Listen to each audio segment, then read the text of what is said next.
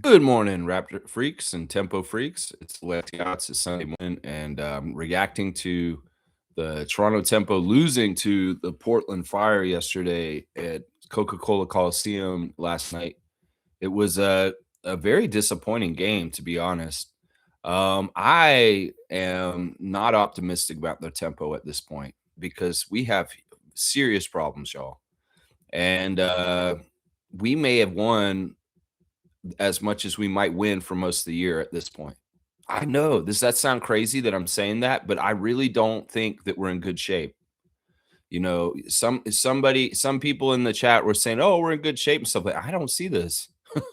You guys are crazy. Because first of all, what we found out yesterday is that we are very, very undersized. The first couple games of the season, we're new and nobody really knows us.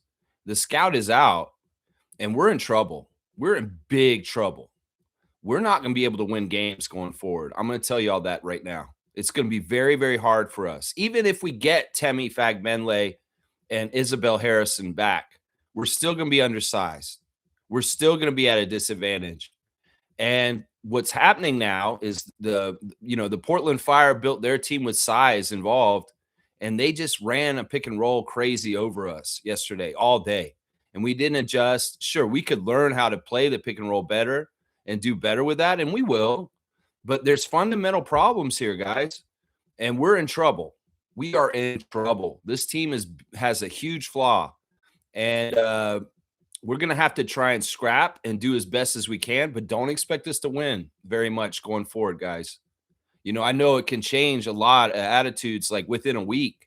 We see things happen on this West Coast road trip and we're like, wow, this is amazing. We're doing great. We're going to be in the playoffs. We can win the chip. No, we're in trouble. We're in big trouble because we are going to get bullied.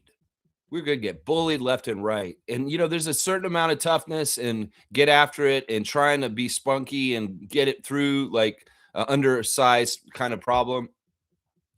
But there's issues here. There's two issues. There's two major issues for the Toronto Tempo. One of them is we're undersized and we're going to be even with them coming back. We're not going to have size on our team. We're not going to have comparable size to most of the teams in the WNBA. So the pick and roll action that the Fire employed against us yesterday is there for any team to try and do to us until we figured it out. Some of it has to do with Niara. Niara needs to do better on the pick and roll, the roll coming in. Some of the other players need to control it better too. It's tougher for Conde and Euskeda because they are undersized and they're playing way out of position as small forwards, playing power forwards and center. And then the other big, huge flaw for our team is we rely way too much on streaky players. And our $1 million backcourt is extremely talented and really badass, but they are streaky. And they're not going to be solidly coming out getting 20 points each for our team. We're going to be in trouble. We're going to be in trouble. You'd like to pencil in Marina and Brittany for a certain amount of production, but you're not going to get that night in, night out because they can be taken away from. So I'm not trying to be totally negative and doomsday, but I don't see good things coming right now.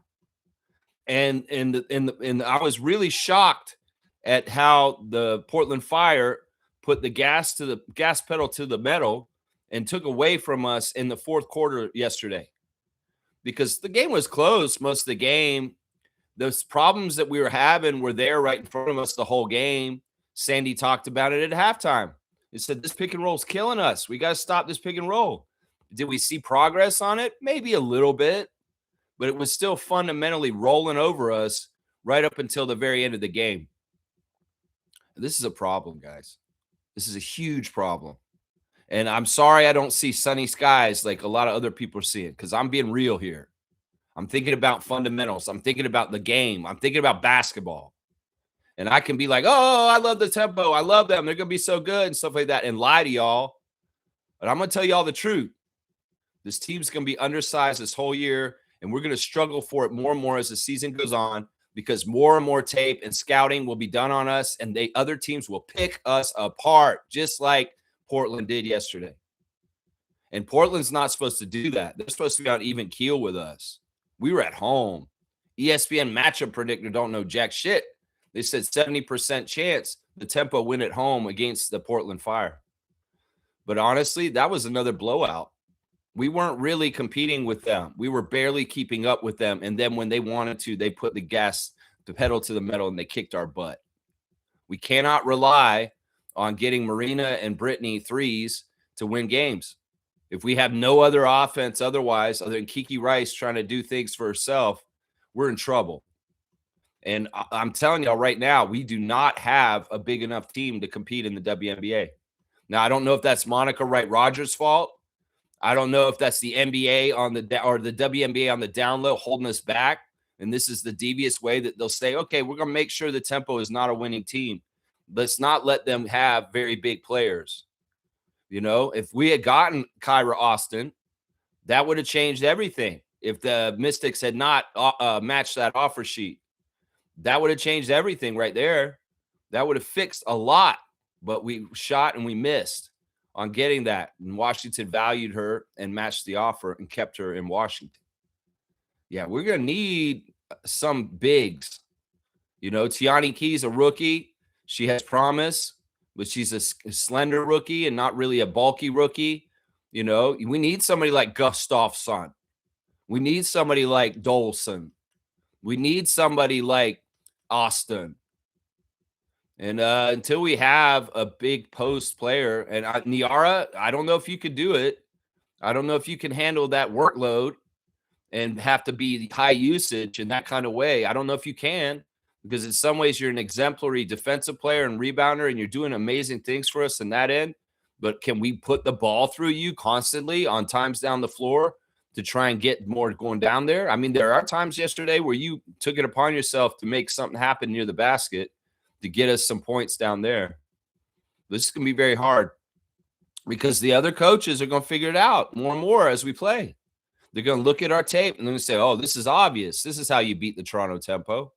You pick and roll them to death because they have no answer for that. Yeah, this is messed up. It's scary. In some ways, I wish I had a brighter forecast for what I see coming up, but I don't. Maybe some of the best games of this season have already happened for the Toronto Tempo guys. And I don't mean to be so negative. You know, I'm a positive kind of person with this, but I'm trying to be real here. Yesterday was really bad. Really, really, really bad. And I don't know if we've got the goods to actually compete correctly in this league right now. I really don't. You know, Marina's awesome. Marina's got great shots, but Marina also is a streaky person. And also, you know, the other thing that I'm finding too was yesterday we got called for a ton of offensive fouls. A ton of offensive fouls. Charles Watson, what the hell, bro? Seriously. And most of them were, this is the thing, it was a ref manipulation to a degree because they were offensive fouls, and their offensive fouls are turnovers and foul on a player. And we had a ton of turnovers just from dumb little off-ball things, like people coming around screens or people falling down or this or that. And it seemed like they were calling it way more on us than they were on Portland. There may have been a lot of physicality shown towards Mabry and Sykes trying to go at the basket, but they weren't calling it. But at our end, just Uskeda just kind of stumbles over somebody, and all of a sudden it's an offensive foul, turnover, give the ball to Portland going the other way. There was a ton of that yesterday. That was what Amy Audibert said near the end of the game, calling it, was there's been a lot of offensive fouls in this game. This has kind of been the call of the game. That is such a momentum killer. That is the worst. You're trying to get into your offense, and somebody who doesn't even have the ball, who's somewhere away from the ball, does something goofy, and all of a sudden the ball is turned over and give it to the other team. That was really bad. And I don't know if that's us, our team, tightening up and being more disciplined with how they're acting, or the refs are just being touchy and punitive and punishing us and taking the ball away from us left and right. Because there's a lot of physicality in the game yesterday. Portland plays very physical, but somehow they didn't get any of these calls called on them, but Toronto Tempo were. And in some ways that annoys me because they were the bigger team. We were the smaller team. And it's like they were bullying us and the refs were helping them bully us. I hate that shit. I hate that shit. If you're going to call it at one end, Charles Watson, you better call it at the other fucking end, bro. Seriously. Yeah, Ken Jones seemed fine. Tiara was kind of you know. I'm just annoyed, man, because I was really expecting a Toronto Tempo win, some pride, some playing at a high level. There's another factor that happened with this was that this was the 6th game in 11 days. This was the last run of a day on, day off for like the last almost 2 weeks. And there was fatigue. But in some ways also, it's like we did rest starters in the last game because it was a blowout in Minnesota. Or, Niara missed a bunch of games and she was able to come back. But Sandy said, I may not play Niara a whole lot because I want to ease her back into playing. But then she played her a whole lot anyway. The fatigue excuse, okay, we could say that. Sure. This was a long stretch of games and this was the last one. And now they get 3 days off before they go to Chicago and play in the Sky on Wednesday. It's still, I'm scared for them. I seriously am. And in some ways, I would get on Monica and Eli and say, y'all need to switch this team up a little bit more because we don't have enough bigs. We do not have enough bigs. You are masquerading small forwards as bigs right now. And this is bullshit. If you want to give us a fighting chance in this league, Monica Wright Rogers, you need to go get real bigs.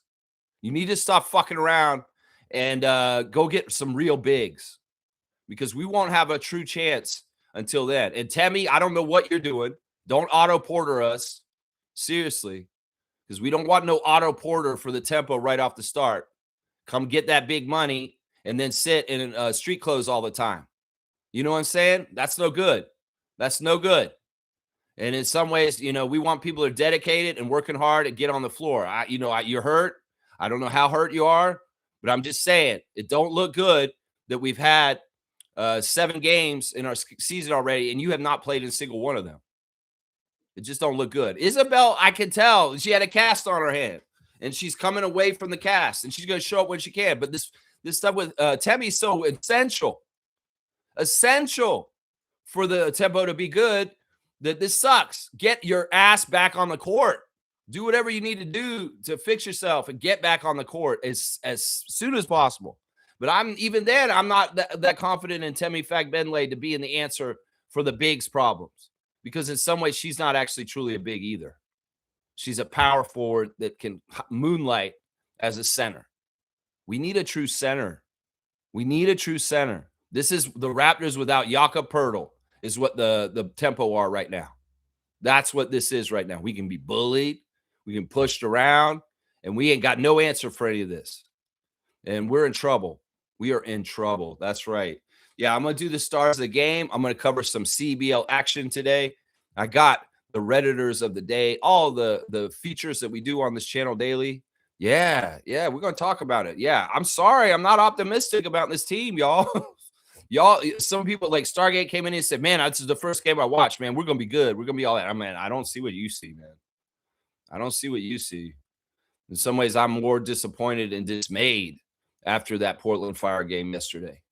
I am, because I'm looking at it realistically in a fundamentals kind of way. And there's certain things that we lack that we're not going to be able to do things. Like I said, some of these wins that we've gotten so far this year are surprise wins. Like, hi, we're the Tempo. We're new. You haven't seen us. And now we're going to show you. And boom, we beat you. People see the tape and they can adjust. The tape gets shared around. You don't think that other teams like Chicago Sky, who we play on Wednesday, are going to watch the Portland Fire dismantle us with a pick and roll and try and do the exact same thing to us on Wednesday? Yeah. It's just like the Raptors against the zone for sections of this year. Oh, the Raptors can't play the zone. We're going to use the zone against the Raptors over and over again. Beat them that way. This is the same shit. Until we prove that we can do something with the pick and roll, until we have some size to match up eye to eye with the other side, I don't think we have very good chances to win most games going forward. And I hate that. I want to say different. I want to report to y'all differently. And maybe I am being too pessimistic. Maybe y'all could show me some sunshine and show me some things that may make it better. But right now, this is what I see, and these are the flaws. And these are the things that in a basketball sense, fundamentally, are very seriously bad and not good for our team. Let's just put it that way. I already hate the fact that we're a three-point shooting team that relies on three-point shooting. I hate that so much. I hate these kind of team builds because it's just not fundamentally a winning team build. It just isn't. Ask the Celtics. It is not a winning team build. It just isn't. They're out in the first round in the playoffs. That's right. Here's Trevor J's words of wisdom. Every setback is a setup for a greater comeback. The question is, will you use it as an excuse or as fuel? Your choice defines your future. That's what I'm saying. Like, all right, let's talk about this for yesterday. It's like every setback is a setup for a comeback. Yeah, I mean, when we play Portland again, I want to beat their ass. This is where I'm competitive. This is the area where I'm competitive. Look, I can spin any kind of game against any other WNBA team, but we're playing the Portland Fire, and they are on the same schedule as us. And when I see something like what happened yesterday where they ended up losing by 20 points, I'm just like, this is screwed up, man. That they could get outscored in the fourth quarter so quickly and so fast when the game matters the most and get really kind of secretly routed. That's the problem right there. Well, like, we got to get better. And when next time we play Portland Fire, we damn for sure better beat them. And that will be in Portland when we play them the next time. Yeah. I mean, I don't want to use these excuses. It's just the reality. The team is undersized and we cannot defend a pick and roll, and we rely on the three-point shot way too much. These are absolutely all three true. You cannot deny these things. It's these choices do not define our future. Well, you know, I was telling somebody, it's like, man, we don't need to get any moves. But now I'm in the point where I'm like, yeah, you know what she could do is there's the developmental thing. And I found this out recently. And I was like, I didn't realize that's how it is. It's just like the G League. You know, Mariella Fazula can be taken from our team if somebody wants to put a real contract on her. If any of the other teams want to take Mariella, our Greek center that is at the end of the bench, they can come get her right now because we have no rights to her on a developmental contract. That's how this thing works. It's just like the G League. It's like, you know, if the Fire were like, wow, that Fasula at the end of the bench, we like her. We just cut Shug Sutton. We just cut Haley Jones. Let's go ahead and get her from them, and we'll sign her to full contract. She's on Portland Fire all of a sudden. That's the thing. Now, the Tempo could do the same thing. They could cut people off their team, have open full roster spots, and go steal a developmental player from any other team in the WNBA right now, too. That's the way it works. So, I don't know. Like, is there something you can do right, Rogers? Because we need a true center. We need somebody, a healthy true center. And I don't think we have a true center on this roster except for Fazula, and she's a project, and she's at the end of the bench, and she's green. Nobody else on this team is actually true center. I mean, Niara, maybe. You could say Niara is too. But nobody else. Not Temi. No. And in some ways, that's going to hurt us. It's going to hurt us in the long run. Thank you for the words of wisdom, Trevor J. Blessings to the Jones family. Yeah, Trevor's saying Tempo was very bad on defense in the pick and roll. Yes, very, very bad. Some of this is they're new with each other and they're not familiar and they don't have their shit together as a team, and understanding how to cover up for each other's trust exercises. In some ways, that's part of the reason why team defense has to be really on the same page and communicating, is to shore up things and do the right switches and the right changes as the offense starts to work against you. And pick and roll is a very basic kind of setup, offensive setup that, you know, can be challenging to a team that hasn't played together for a long time. And that's the problem there. In some ways, part of the reason why their pick and roll was so successful is because we don't see eye to eye with them.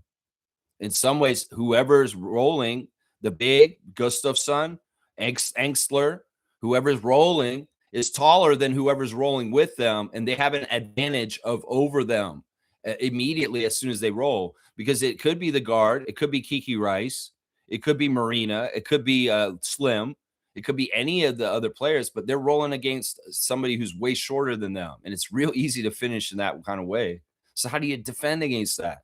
They're going to pick and roll. They're going to pick off the big defender and put them on the smaller offensive player. And the smaller defender will have to play the bigger offensive player. Yeah, it's a big problem. And there has to be better strategies for this. And the in-game adjustment did not happen effectively enough. Sandy probably told them exactly what they need to do better at halftime, but it's not something that you can just click your fingers and boom, magically it happens. Sometimes it can, if you have high aptitude players like Colin Murray-Boyles and Jamal Shedd and Scotty Barnes, people that can be heard once. As Darko says one thing to them real quick, and then all of a sudden they can make the adjustment in real time in the middle of the game. But once again, we're building familiarity. We're building chemistry. We're building trust. We're building gelling. And the Tempo don't have the right kind of gelling on defense to cover up for each other, to have an effective team defense, to be able to withstand pick and roll offense coming at them. They got to get this right. Tape will help. Practice will help. Drills will help. Understanding the philosophies that Sandy wants them to execute to try and stop it. Yeah, they got the answers. It's just the disconnect will be first, the players learning to do it together as a team and having that trust and communication to do it effectively. And that could take a couple of games. That's the thing.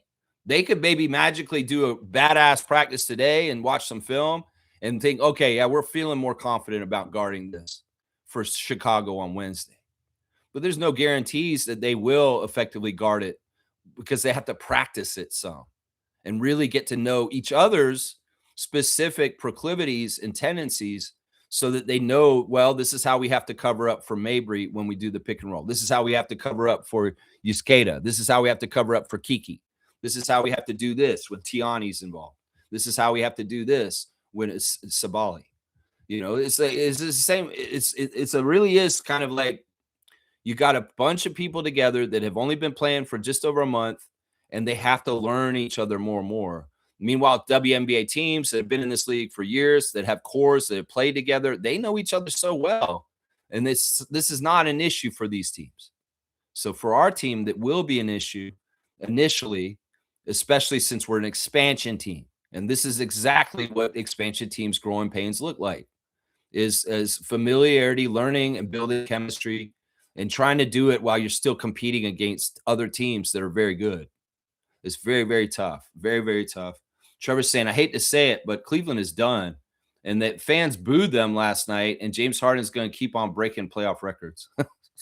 In some ways, I laugh about this, but I cannot stand the Raptors fans that are celebrating for New York and OG. I cannot stand this. Do not do this, y'all. Seriously, don't put any positive energy towards Knickerbockers and their team right now. I'm going to tell you why, because you're going to wish you hadn't in the long run. Watch. Trust me on this. In some ways, you don't want the Knicks winning nothing. We don't want the Knicks bragging. We don't want Knicks Nation getting so crazy and arrogant, trash talking. They don't have, the Knicks Nation is best when they don't have a lot to talk shit about, because they're not doing nothing. When they do, they become aggressively arrogant. They come into other places. They're absolute tool bags and assholes. And listen, we don't need to be happy that they're winning, because this is not a good thing, y'all. This is not a good thing. And Cleveland was going to lose at some point anyway. We knew that. But I wanted them to beat New York and then lose in the finals, but it's not going to happen. In some ways, the script writing is that Adam Silver wants the Knicks to win. So in some ways, it's no secret, or it's not a surprise to me that the Knicks have won 10 straight playoff games, since the longest playoff winning streak they've ever had in their franchise history, because this is what Adam Silver wants. His refs are going to help them. They're not going to get in the way. They want this. They want this storyline of the Knicks sweeping and going all the way to the finals. That's what they want. In some ways, I hate that shit, because as much as we get held back, red carpets are rolled out for Knickerbockers. And you guys can be happy for OG, but I'm not, because OG Anunoby is a Raptors champion, and I don't want him to be a Knicks champion. And y'all, it's special when he's just a champion with us. So fuck that. We don't want OG winning a championship with the Knicks. And Raptors fans that are celebrating that and saying that, you're idiots because you don't understand how the Knicks fans are going to be coming around, God forbid, if they win the championship.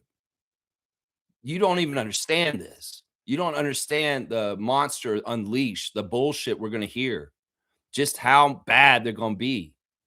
It's just not worth it, y'all. We need them to lose. We need them to lose badly. We need them to fail at the highest level. We need them to lose in the finals because then you humble the Knicks nation. Then you can tell them, yeah, shut up. You didn't actually win, so go away. If they win, trust me, this is not a world you want to live in because it's going to be obnoxious. The Celtics, when they won a couple years ago, they were obnoxious about it, but they will not be on the same level as the Knicks nation. Just trust me on this. Yeah, James Harden. What do you expect? Is a stupid trade that they did to get James Harden this year. It was a very stupid trade. Very, very dumb. Trevor J has a scout of the day for me. Let's go check it out. He wants me to scout Joshua Jefferson, 6'9", for Raptors drafting. So let's go ahead and look at Joshua Jefferson. Let's see if it's hard to find him because honestly, it's a very common name. So let's hopefully be able to find this guy online. I wrote in Joshua Jefferson basketball. That's how I found him. All right. He's from Iowa State Cyclones. He is 22 years old. He's American, and he's from where is he from? It doesn't even say where he's from. But he went to high school in Nevada, and he's a first team All Big 12. He's 6'9", 240 pounds. That's pretty good size. Pretty good size. All right, let's go look at him on the YouTube. Joshua Jefferson is the scout of the day, requested by Trevor J. Let's see what we got for the highlights for him. Let's watch the clip that is. Let's watch this one. Let's watch the first one that's kind of short. This is Joshua. No, he only got 13 points in that game. This one he got a triple-double. Okay, yeah, we'll look at this one. He's playing against University of Central Florida. Triple-double game. All right, let's see. Okay, he gets a steal there. He got his hand in front of it. That's pretty good active defense. And for a guy his size, stealing the ball like a guard, that's pretty cool. I like that. For some reason, he's giving me Carter Bryant vibes. Let's see. Where is he off the ball? He's over there. He comes back over and he blocks the guy at the rim. That's nice. So the first two highlights, a steal and a block. Yeah, he came from very far away and he had perfect timing and it's all ball. So this is a nice athlete. He's got an NBA body already, which is interesting. He's got good strength, it looks like. There's a up and under reverse layup with the contact. There's people pushing him as he made it. All right, let's see this play. There's a pick and roll, but then a dump off to him. He's in the dunker spot, and he throws it down, two hands.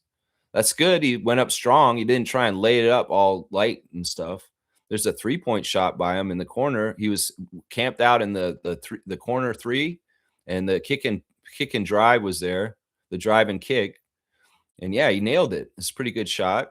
Pretty good shot. So we're seeing versatility here with Joshua Jefferson. Versatility, fill in different stats. Here he is. That's really awkward what he just did there. He won't be able to do that in the NBA because he got stopped. He pushed the guy off, too. That should have been an offensive foul. But, yeah, that was really awkward right there. Ugly layup. Ugly layup. He probably get an offensive foul in the NBA for that. But, yeah. All right. Is there more highlights? Let's see. Okay, this is going to be an offensive rebound off a free throw. He jumps in front of the defenders and then just manhandles the ball into the basket. Okay, that was a pretty short clip, but I will say this. I like his body because it looks like he's NBA ready. It also looks like he's got some great defensive instincts as far as coming from far away to block and also jumping in a passing lane to steal the ball. Yeah, he's not bad. Where's he projected? Where's he projected? Is he right around 19? He'd be the first round pick? I mean, I don't mind him. I think that he's not a true center, so you're not getting him to fill the center depth chart, but you do add another big rebounder, kind of like big body, long arm guy. It looks like he can shoot the three too. So yeah, not bad. I'll give him a thumbs up. Joshua Jefferson of Iowa, thumbs up. We'll do a thumbs up right there for him. Thank you, Trevor, for bringing me the scout of the day, Joshua Jefferson, 6'9". Yeah, Trevor's saying Kiki continues to shine. She's amazing.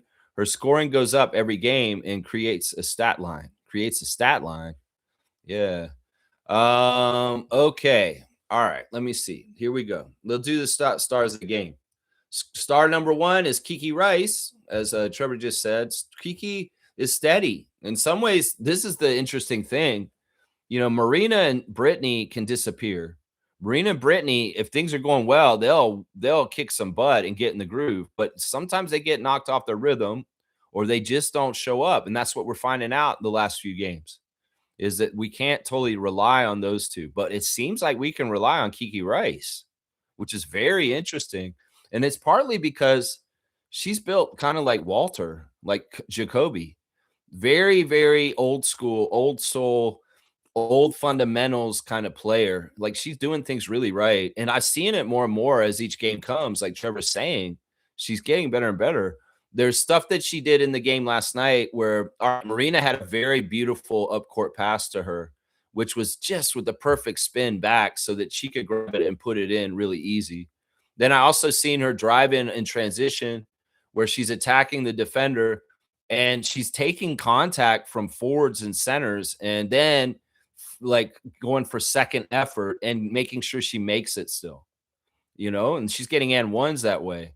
There was another time where she took a shot and she missed it and she followed her own shot and she basically was like relentless in making her shot go in. She's like, "Oh, I missed that one. I'll chase it down and I'll put another shot up. And it doesn't matter. I'm in the land of the Giants and I'm a point guard and there's a bunch of forwards and a center around me in the lane from Portland." No, I like that stuff. She's tough. She's really tough. Like she's got a tenacity already as a rookie in the WNBA that's very good. And I like that she's very confident with her threes also.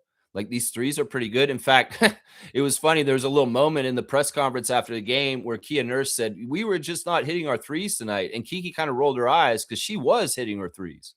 She was the only one yesterday that was kind of like hitting her shots, not her threes. It's like none of us were hitting our shots, is what Kia said.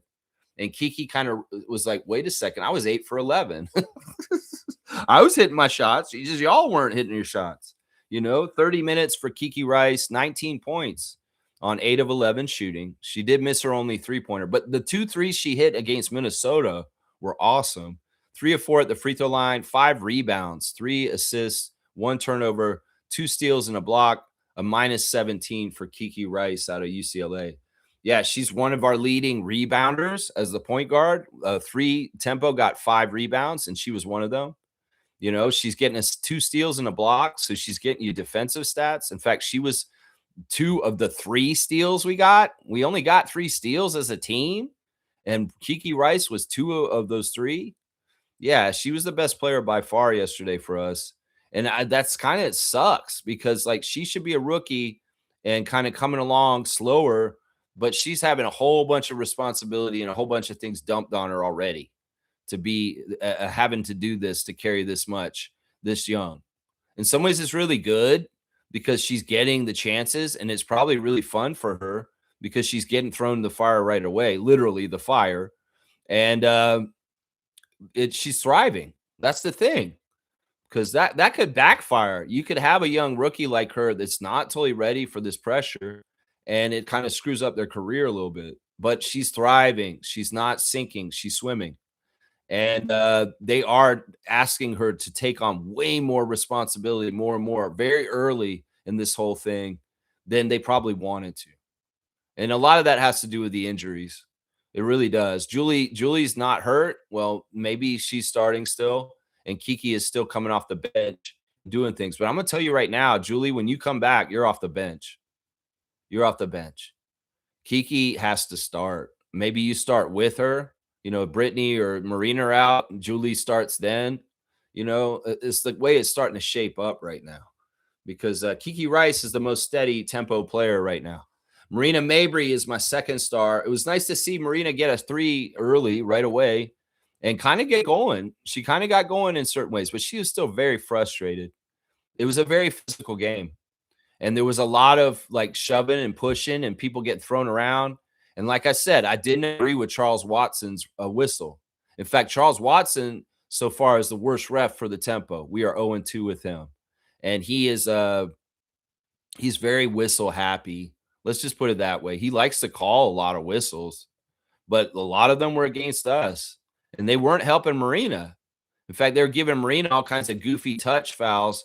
And then meanwhile, she's getting manhandled or women handled by the Fire. And there's no respect for that. There's no respect for that. She's spinning out, crashing out, falling all over. Tempo getting pushed around by the Portland Fire. And there's no respect for that from Charles Watson. He's not looking at it. He's not helping. He's not giving any calls for us in some ways. That was annoying. And I could tell it's frustrating the hell out of Marina Mabry. The crash out jar was going to get some money last night. I think at one point she did explode on the refs and came at them. And Brittany came over real fast and tried to grab her and stop her. But she did get yelling. In fact, it looked like she got a technical at that point. But then there wasn't a technical when they came back from the break. It was weird because I thought it was like, oh, Marina's crashing out. Marina's coming at the ref. She's going to be getting a technical. And I thought that she did, but she didn't. They came back from timeout and it was just Portland's ball. Yeah, they were weird stuff. The refs kind of screwed up too because they couldn't keep count of how many free throws were shot. And there was this weird time in the game where they shot one free throw for one of the Portland players, and then the tempo had the ball and they're coming down court, and then the refs waved it off and stopped. And they were like, wait, and there was another free throw that player needed. And they went back to the free throw line and gave Portland Fire player a second free throw. Like, that's not professional. Like, what's going on here? Y'all can't keep track of things, referees? Like, oh, we forgot they had a second free throw. I've never seen that before in basketball at any level or anything like that. A screw up like that where the refs actually let the next play start. In some ways that's screwing mentally with somebody's head. Because once again, the refs with their stoppages of play, where they're stopping for setting the shot clock up right, or there's something wet on the floor because we got to squeegee this or something like that. Those kind of stoppages of play can really affect rhythm and the tempo of a team like the tempo. And it's annoying. It's like, oh, we're coming back. All right, they just hit that free throw. We're coming back. Oh, wait, stop. We forgot. She has 2 free throws. We got to come back. Like, what is that? I've never seen that before. I don't even think I've ever seen that in high school or anything like that. Seriously, it's crazy. Anyway, I digress. Marina Mabry, 28 minutes, 19 points on 7 of 15 shooting, 3 of 8 from 3, 2 of 3 from free throw, 5 rebounds, 8 assists, 4 turnovers, 1 block, a minus 17 for Marina. I mean, I like her scoring. She got 19 points. She got 3 threes, 7 of 15. That's not totally horrible shooting percentage. 8 assists. She was really looking for her teammates, including that really nice pass up court, like I said, to Kiki. That was very high skill because she threw it with a back bounce that made the ball bounce and then kind of go up in the air. Just perfect for Kiki to just grab it and lay it up. That was skill. That was very thought out of. Marina's a really good player in a lot of ways, but once again, in some ways, the things with Marina are, she's not going to be there for you all the time because that's the thing. The other team can take her out of the game. If they have the right defensive scheme and strategy and Sandy doesn't have the right offensive sets to get Marina loose, she can be negated and taken out of the game. This is something I've learned so far this season already. So it's nice to see Mabry get scores early and get going. My third star of the game in the loss yesterday and my last star is Niara. Niara is out there doing such important work. She's the last line of defense for the tempo. And, man, it was tough not having her the last few games. And when we do have her, you see the difference. I mean, she's at least a little bit of strength and size inside. But once again, she should have a tag team partner. She should have somebody who's close enough size to her otherwise that can really help her with the load. This is why Scotty loves Jakob. You know, Scotty's out there by himself. Well, he's doing all the stuff that Yak would do if he was there, and it's not good. It's not good. And Yara needs help. She needs help. 23 minutes for Sabali, 9 points on 4 of 6 shooting. She hit her only 3-point shot she took, which was cool. 3 rebounds. She should have way more rebounds, but she's in there fighting for position with 2 or 3 Portland Fire players. She's not the one who's going to get the ball. That's part of it too, is like rebounding isn't just like being the biggest, baddest person to get to the ball. You can be stymied from getting the ball. And if you're the only the only good rebounder on the team, they could just box you out. They'll put 1 or 2 people on you. And then the third person or the one of the 2 people that are boxing you out will get the rebound over you. And her only having 3 rebounds is symbolic of this. She also had a block, a -12. She's in there fighting. Like I said, there was a shot that she made late where she was kind of quality control. It's like, okay, we're not doing so well. I'm going to get us another point in the paint right now, and I'm just going to muscle a shot in, and it may be an up and under around underneath the basket, a reverse against the player. But she did a bump. She hit it. She did this. She got up, and she put a lay in it. That kind of stuff is essential to flesh out multifaceted offensive attack for the tempo. It's essential. And she's the only one doing that kind of stuff down there like that. You skate it. She can get down there. Conde can get down there. Milic can get down there. They can do post stuff, but not the big bump and grind kind of, we're in the post and I'm going to use my body to put the ball in with you near me. They take contact. They're missing the shots often. The Euros and Tiani Key, because they're green. And they need the experience still to know how to finish down low in the WNBA. So, yeah, those are my 3 stars of the game. Kiki Rice, Marina Mabry, and Yara Sabali. It's tough. I'll go over the rest of them real quick. Brittany Sykes, 34 minutes, 10 points on 3 of 9 shooting, 0 for 2 from 3, 4 of 4 at the free throw line, 5 assists, 7 turnovers for Brittany.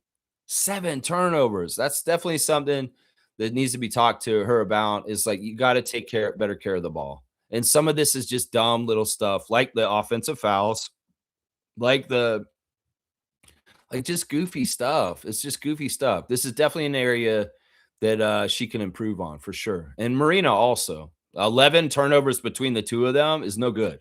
It's no good. She had 1 steal. She was a -23, the worst on the team. I'm wondering where Sykes' aggressiveness is gone. Like, in some ways, look, if you have a bunch of big players that you're playing against and you're the quick one out in the court, where are you not getting in the cracks? Where are you not doing the things that you did to get that 38-point game last week?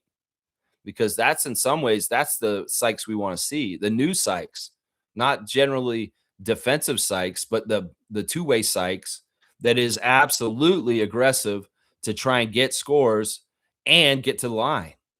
But yeah, Brittany shot 4 free throws. You made all 4 of them. You were getting 13 free throws last week. Maybe Charles Watson's just a jerk. Maybe that's what it is. You skate 20 minutes, made 3 points, 1 of 3 shooting from the field, and made a free throw, 2 rebounds, 1 assist, 1 turnover, and a -5. She's a role player.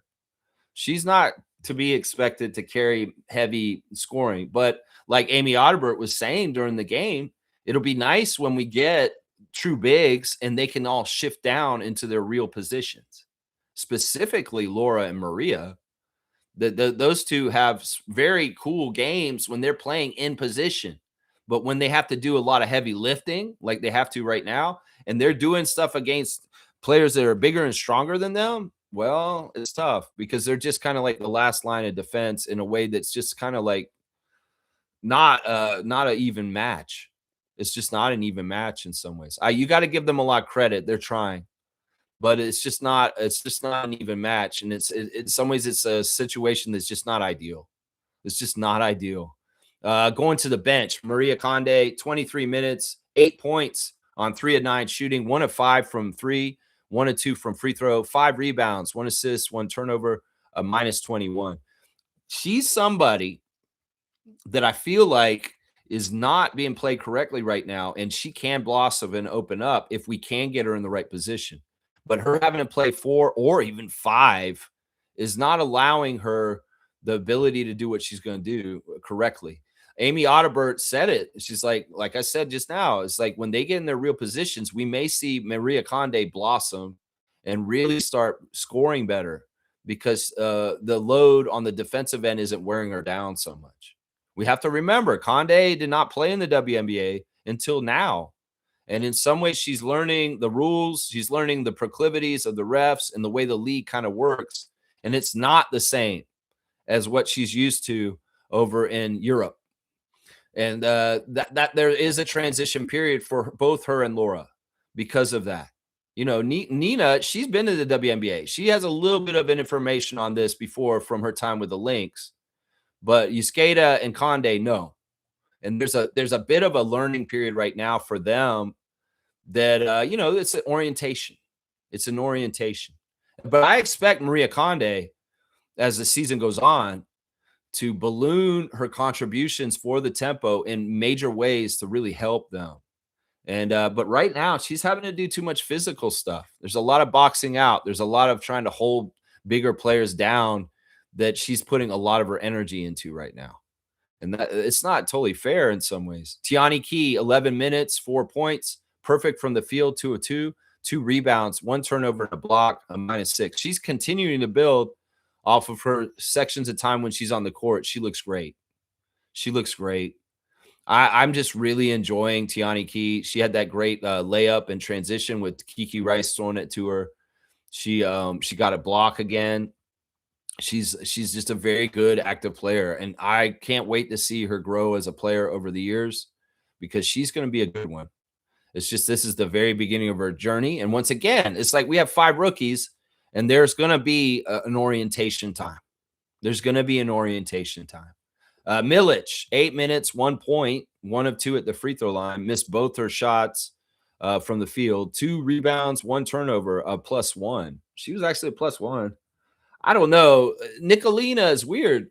Like, I think that she was a better player a couple years ago, and she's kind of in a weird place where she's kind of like a vet and she's older, but in some ways her game is degrading.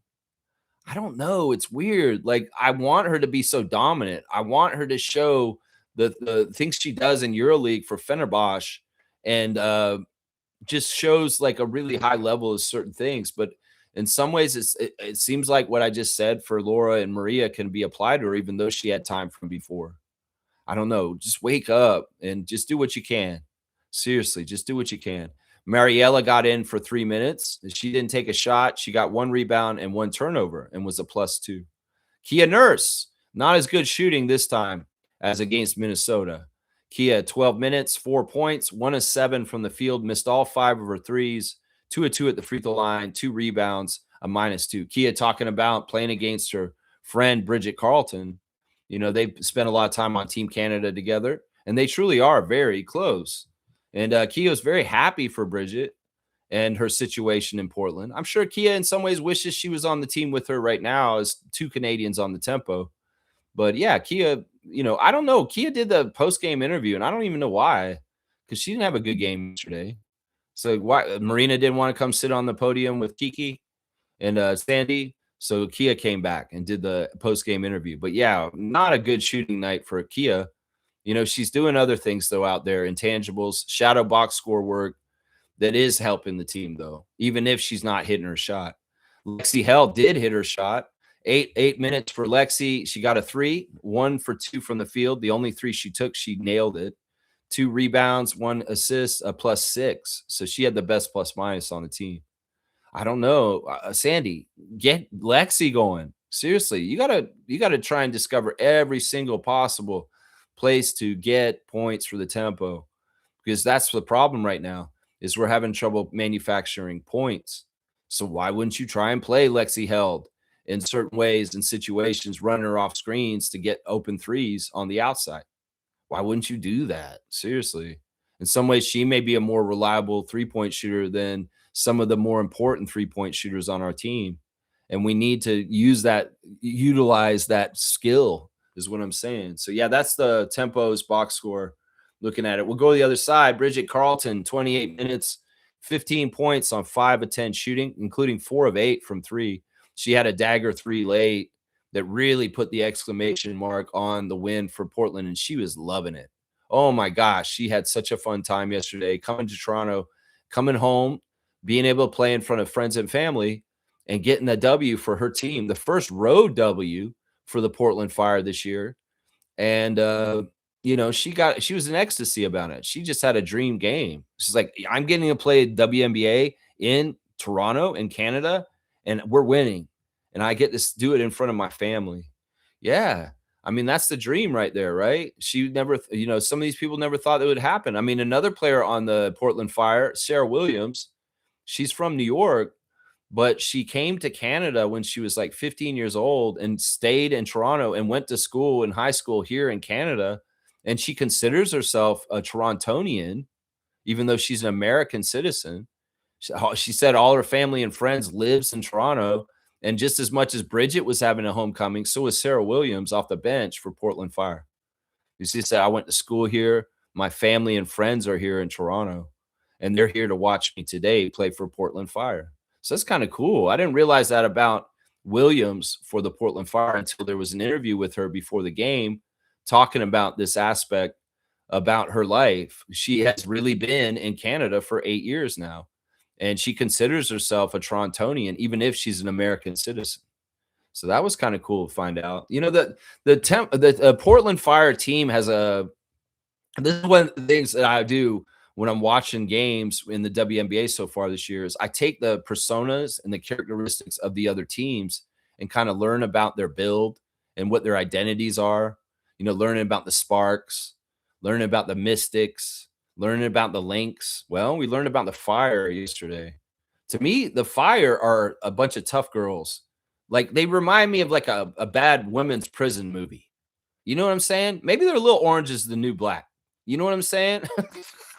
Angstler with all her tattoos all over her body, and just like kind of the black color with the red, like the Trailblazers. It kind of harkens back to the Jailblazers of Rasheed Wallace and Isaiah Ryder and Damon Stoudemire, the Mighty Mouse, of course, that era in Portland. These are bad girls that play for Portland Fire. These are tough girls. These are dirty girls. These are girls that will be dirty on the court with their tattoos and their toughness and their muscles. They'll throw you around. And that's the thing I've learned about the Portland Fire from playing against them yesterday, is it's kind of like, look, be ready for like a prison fight if you're going to be playing Portland Fire, because that's kind of what this is. It's kind of what this is. They have some big girls on that team, and they're tough. They are very, very tough. Gustafson and Egsler. Yeah, they're a tough team. Carleton. Yeah, they're a tough team. Barker, the way she was going at it with Mabry, that was a real marquee matchup right there. Marina versus Sarah Ashley. They were really kind of barking a lot, talking a lot of trash, and going at each other. Yeah, it's an interesting team. It's an interesting team, Portland. In some ways, they don't have a lot of skill, but also in some ways, they are very tough, and they are working as a team right now. That's what I'll say. All right, we got a call today, guys, for a reaction. This is going to be the Infamous 6 on the Rat Freak stream. Good morning, Infamous. Good morning, Lex. Good morning. Good morning. Make sure my volume's up. All right. So let's go ahead. Let's do Infamous number 1. Yeah, Lex, the growing pains of an expansion franchise. We're going through it right now. Lex, I gotta introduce you to something. I know you can finish this.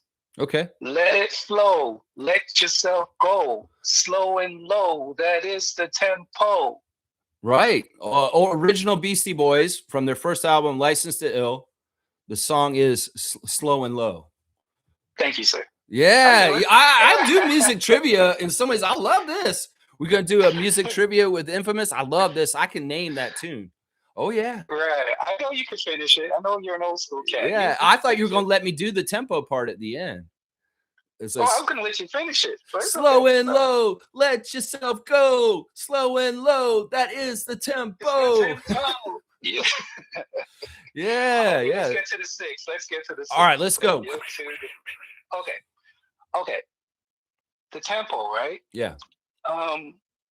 We were figured out in the Lynx game. Mm-hmm. And the Lynx figured us out. And what it is basically to beat the tempo is you pack the paint and force guys or maybe to make outside shots. Or basically force the team to make outside shots. Yeah. So if you look back to the Lynx game, all they basically did was pack the paint and force us to take shots. And if our shots are going in, we're good. We can if be they're okay. Not, yeah. We're bad. Yeah. Yeah. Mm-hmm. Yeah, that's scary. I don't like to be that team that has to rely on the outside shot going in. In some ways, we saw the danger of that with the Raptors all year long. Right. Yeah. But and now number two. Okay, number two. Let's go to number two. You made a excellent point with the size. Size is a huge problem on this team. Yeah. I mean, we getting bullied in the paint. We're outsized. Yeah. Now here's the thing, though. I more look at it like, hey, we're building towards something, and I more look at it like I want to see the team when everybody is healthy, or the majority of everybody's healthy. Yes. See a complete team. I think once we see that, then we can maybe mold and shape the direction that we need to go in. But with some key players out, and we're not seeing the full structure of the team, I think it's tough to say what needs to be done right away. Right. But size is definitely a disparaging mark on this team. I mean, we're getting bullied in the paint. We're getting bullied at positions. Out rebounded. Points in the paint. Points in the paint. Yeah. Like the list goes on. But I'm more encouraged. I'm more encouraged for the simple fact that even though we're outsized, we don't have the subsequent talent, we still fight. Yeah. We're still fighting. We haven't really packed it in.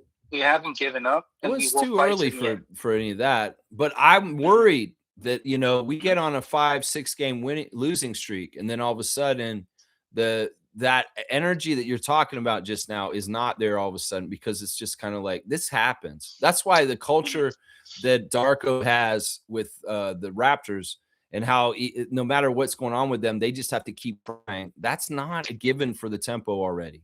We have seen grittiness and above and beyond kind of stuff for them, like getting on the floor to get after the ball and stuff. But that's okay when it's new and fresh and everybody's kind of in a positive place and it's feeling real good. But when you get downtrodden from losing a lot, does that effort get derived and show up night in, night out when you have gone on maybe a bad losing streak for a little while? That's the thing we might have to see this year to really truly test whether this is actually the mettle that this tempo team has. Right. And I think Sandy will play a huge part in that. Her experience and her veteran leadership as a head coach, she's been there. She's probably seen it all. And I think she will hold the team together. Now, let me get to number 3. All right. We win. The formula for us winning is very simple. We need to pass the ball. More ball movement, I think, is needed.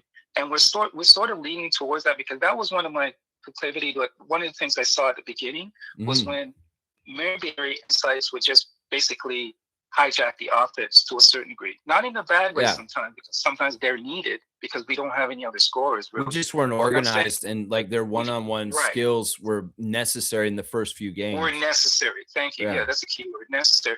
But I'm noticing Murray had 8 assists. And so she's learning now to pass the ball more. I think Sykes needs to be more aggressive on the ball. Yep. I think she definitely needs to be more aggressive. She's been a little bit passive in the last couple games. I don't know if there's an injury involved that maybe she's not disclosing, but could be just she was high usage on this trip and this last stretch, and she's a little burned out at the end of it. That could be part of it too. Right. And if we don't make unfortunately, we rely a lot on the outside shot, just like you mentioned. If we don't make our outside shots, we're dead in the water. Yeah. We're pretty much dead.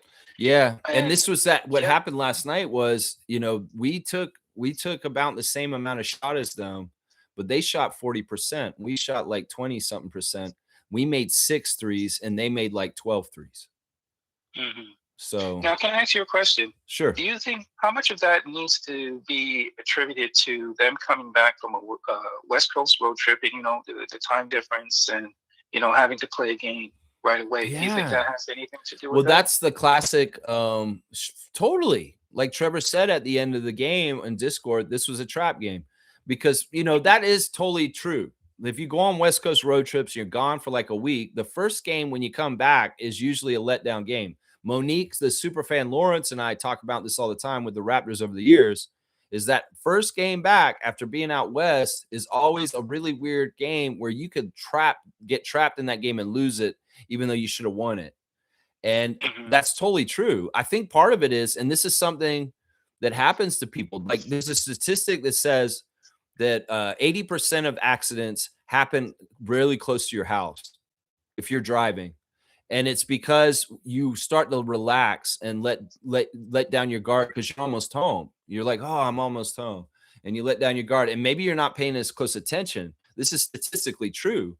And in some ways, that may be part of it too, is you kind of like, what do you do when you come back from a long vacation? You exhale and like, oh, finally home. And like, I'm back. And maybe you get a little like lackadaisical or a little relaxed because I'm back home finally. And I'm not traveling in hotels and stuff. And I think that's all part of the effect of it too. So yeah. Right. Okay, so to my next point. All right, 4. Kiki, I'm gonna let it out the bag. I didn't want to say this, but Kiki's my favorite player by far in this team. I'm just gonna say Kiki's my favorite player, and I do like Kiki as well. But Kiki, I see the future with her. Yeah, I really do. I love. She's a stat stuffer. I mean, she'll get you the points, she'll get you the rebounds, and she gets you the 6. And she is relentless. Like she has a dog in her that I like. Not saying the other players don't have a dog. Yeah. Mayberry has a dog. She's a competitor. She is a competitor. Yeah. And the thing with Mayberry sometimes, and I want her to get this out of her system. The complaining to the refs and please just get back on defense. Like Sykes was a little bit like that in the beginning, and she's kind of toned that down a little bit. Yeah. But Mayberry, I love her fire, love her energy. She's a great player when her shots are going down. She just needs to tone it back a bit. Not everything needs to be argued. Well, not everything needs to be. I'll say a couple things here. Sir. It's awesome. Kiki Rice is awesome as our first round pick. She's definitely a franchise foundational piece that we got. And that going forward, that's a fantastic thing for sure. Now with Mayberry, this is what I'm going to say with Mayberry.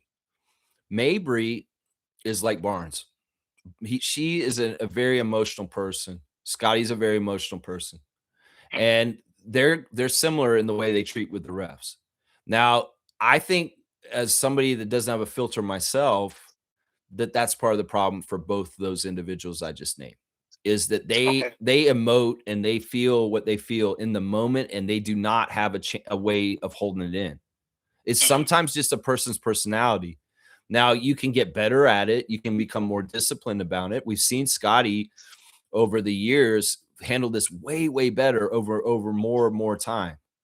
Marina, in some ways, I want to say it, but like she's somebody who has no filter, and she's managing it. I think that in her past, she's way worse than what we're seeing with her on the tempo right now. Way more disruptive, way more like having problems with the refs and having animosity with the refs and other players. And I think she's a little bit more mature about it at this point in her career, but she's not perfect still.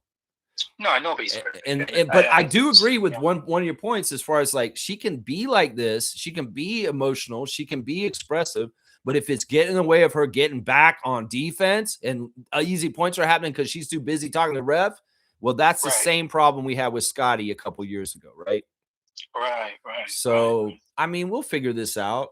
There's some stuff that happened. Like one of the plays that really bugged me last night was when Condé saved the ball underneath their own basket and underneath their basket, and they just got an easy layup. It's like one of the dumbest, like fundamental mistakes that you should never make. It's a cardinal sin in basketball. And I couldn't believe they did it. And so blatantly, it's like she's saving it from underneath our basket. And right there is a Portland Fire player, and they're just putting in an easy layup. I'm like, oh my gosh, this is exactly why you don't save the ball underneath your basket like that. Let it go out of bounds. Monday's game bugs me sometimes, man. I'm going to be honest. Her game bugs me sometimes. like I was saying earlier, I feel like there's a Go ahead. WNBA orientation for her, and there's also, remember, she's playing out of position right now. So yeah, all right, let's keep going. Yeah. Okay, just a quick tip. I'm going to throw in a quick tip. Listen, people out there that have kids or anything that love basketball or playing basketball, get your child to play other sports as well. Mhm. I mean, I found out Kiki was a soccer player, and I said, "Yep, I knew it. I had a feeling she plays soccer. She's got soccer legs. She's got soccer legs. Yeah. Listen, some of the best players in the NBA and the WNBA, Yeah. include that as well, were either previous soccer players or football players. Steve Nash. Football players, soccer players, it all translates. Yeah. The footwork, I mean, Siakam. Olajuwon, Siakam. Yeah. The list goes on. So anybody out there that's getting your kids into sports, or getting kids into basketball, don't let them be exclusive just to play basketball. Yeah, you can focus if that's their key goal. They want to focus on. I know that, but have the other requisite skills. Yeah. I know that as well. I know that Fiercey has Fiercey Jr. playing tennis along with basketball. She's talking about that recently. That Fiercey has Fiercey Jr. out there playing tennis for good reaction and lateral quickness. Yeah. Yes. Yeah, this is totally right. Cross training is important. And, my nephew's the same thing. He plays basketball. He plays golf. He plays baseball. He plays a very high level baseball. And he's a pretty good basketball player too. So yeah, you got to diversify your sports. Some of the sports coupled together do better together. Some of the sports, are not as good to pair with basketball because it's like, well, what are you really learning from golf for basketball? I was like, I think the two major ones I think are soccer and football. To me, football, interesting. Yeah, football. You know what football teaches you? You can tell Jamal Shedd play football. Yeah, but you could tell the guys who play. Allen Iverson was a great football player. To me, another sport that's really good to play also that can be good for basketball is volleyball. Volleyball is another good one, and like I said, tennis can be a really good one too. But yeah, that's a great message, Infamous. That's very appreciative that you have this advice. All right, let's go. Number 6. Let's go. Can I switch over to the NBA playoffs, sir? Of course. It's the Infamous 6. Lay it down as you wish. You got me on music trivia. Why not NBA playoffs? Okay. So here's the thing. You made a great point about why are we cheering for the Knicks? I mean, really? Come on now. Yeah. Here's the thing that I want people to understand, and this is what I want to happen. It's imperative that the Cavs extend this series. And let me break down why. It's imperative that the Cavs extend the series for the simple fact I believe the West is going to be a bloodbath. It's going to take 7 games. I don't think it's probably going to go 7 games. Yeah. I don't want the Knicks well rested for the finals. I want the team, which I do believe, in my honest opinion, will probably be OKC, which I think is the better matchup for the Knicks, because I think right now the Spurs are not completely healthy. They got Dylan Harper, he's injured. Fox is not 100%. So I think the best matchup-wise, and experience, of course, because they've been in the finals already, would be OKC against the Knicks. We want the Knicks not rested. We want the Knicks to give Cavs, please, take at least 1 game or 2 games. Have some pride. Win game 4 at home. Right. So we can have so we can have the OKC beat their ass. Yeah. I don't want the Knicks. I don't want the Knicks to win. We'll never hear the end of it. I don't get it. We will never hear the end of it. And we got to remember, Raptors fans, this is the team that sued us. This is the team that has been on the download, the supervillain against the Raptors for a long, long time. And we just didn't really even realize it. The first ever team we played in the playoffs was the Knicks, and they beat us. And then the next time we played them, we beat them. And look, Knicks just haven't been that important of a team until recent years. And that's been good because, trust me, we never needed cocky Knicks fans in the NBA as winners. It's just not a good thing. In some ways, this is the same reason why, even though I know it would be great for the city if the Leafs won the Stanley Cup, they would be so cocky and annoying themselves if they won also, that it may be like, I don't know if this is worth the Leafs winning. Maybe we need to get a different NHL team in Canada to break the streak for Canada. Because if the Leafs won here in Toronto, just imagine what that would be like. Seriously. So it's like, in some ways, I don't want these cocky fan bases with assholes in them to get all big in their britches because they are successful. Because they really can be annoying. Trust me, they can be so annoying in so many different ways. So I don't get it either. I mean, I get it. Some people are mad because the Cavs beat us, but I don't have punitive against that. Once again, I make the argument, the team that put us out and we took them to 7 games, the more they are successful, the better we look. Correct. So Correct. yeah, that's the way I look at it. Any final points? This is my final. This is sure. I'm going to bring it home. This is my final point, and actually ties into when I spoke to you the last time, and I said I'm going to bring some information. Okay, cool. A lot of these 2 points are going to tie together. Oh yeah, you were saying this.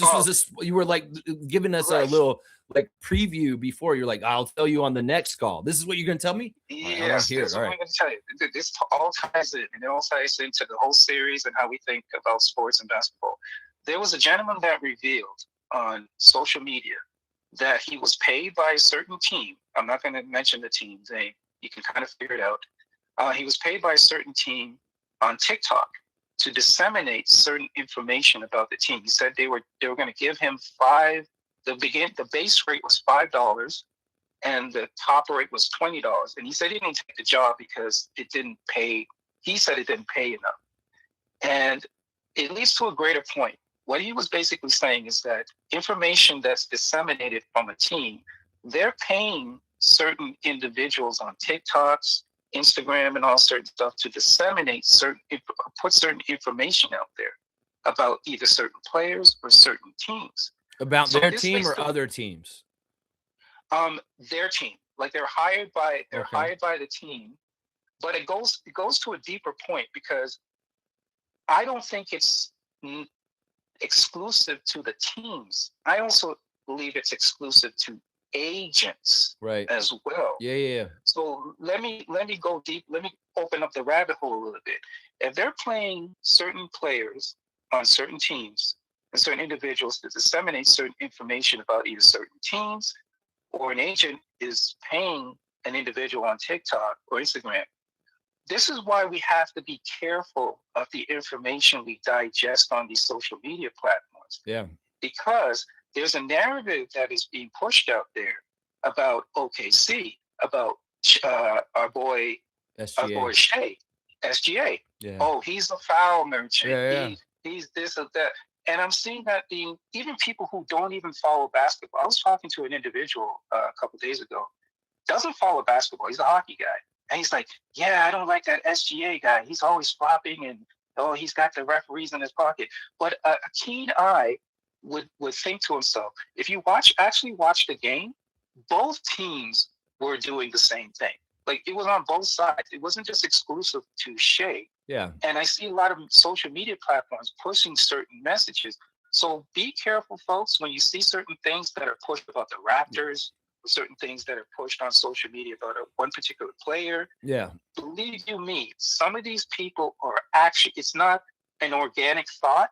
Some of these people are literally being paid to push these narratives. Right.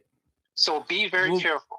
That's for sure. I mean, this is the world we live in right now. There is really true reality, but there's all kinds of people trying to shape reality through perception.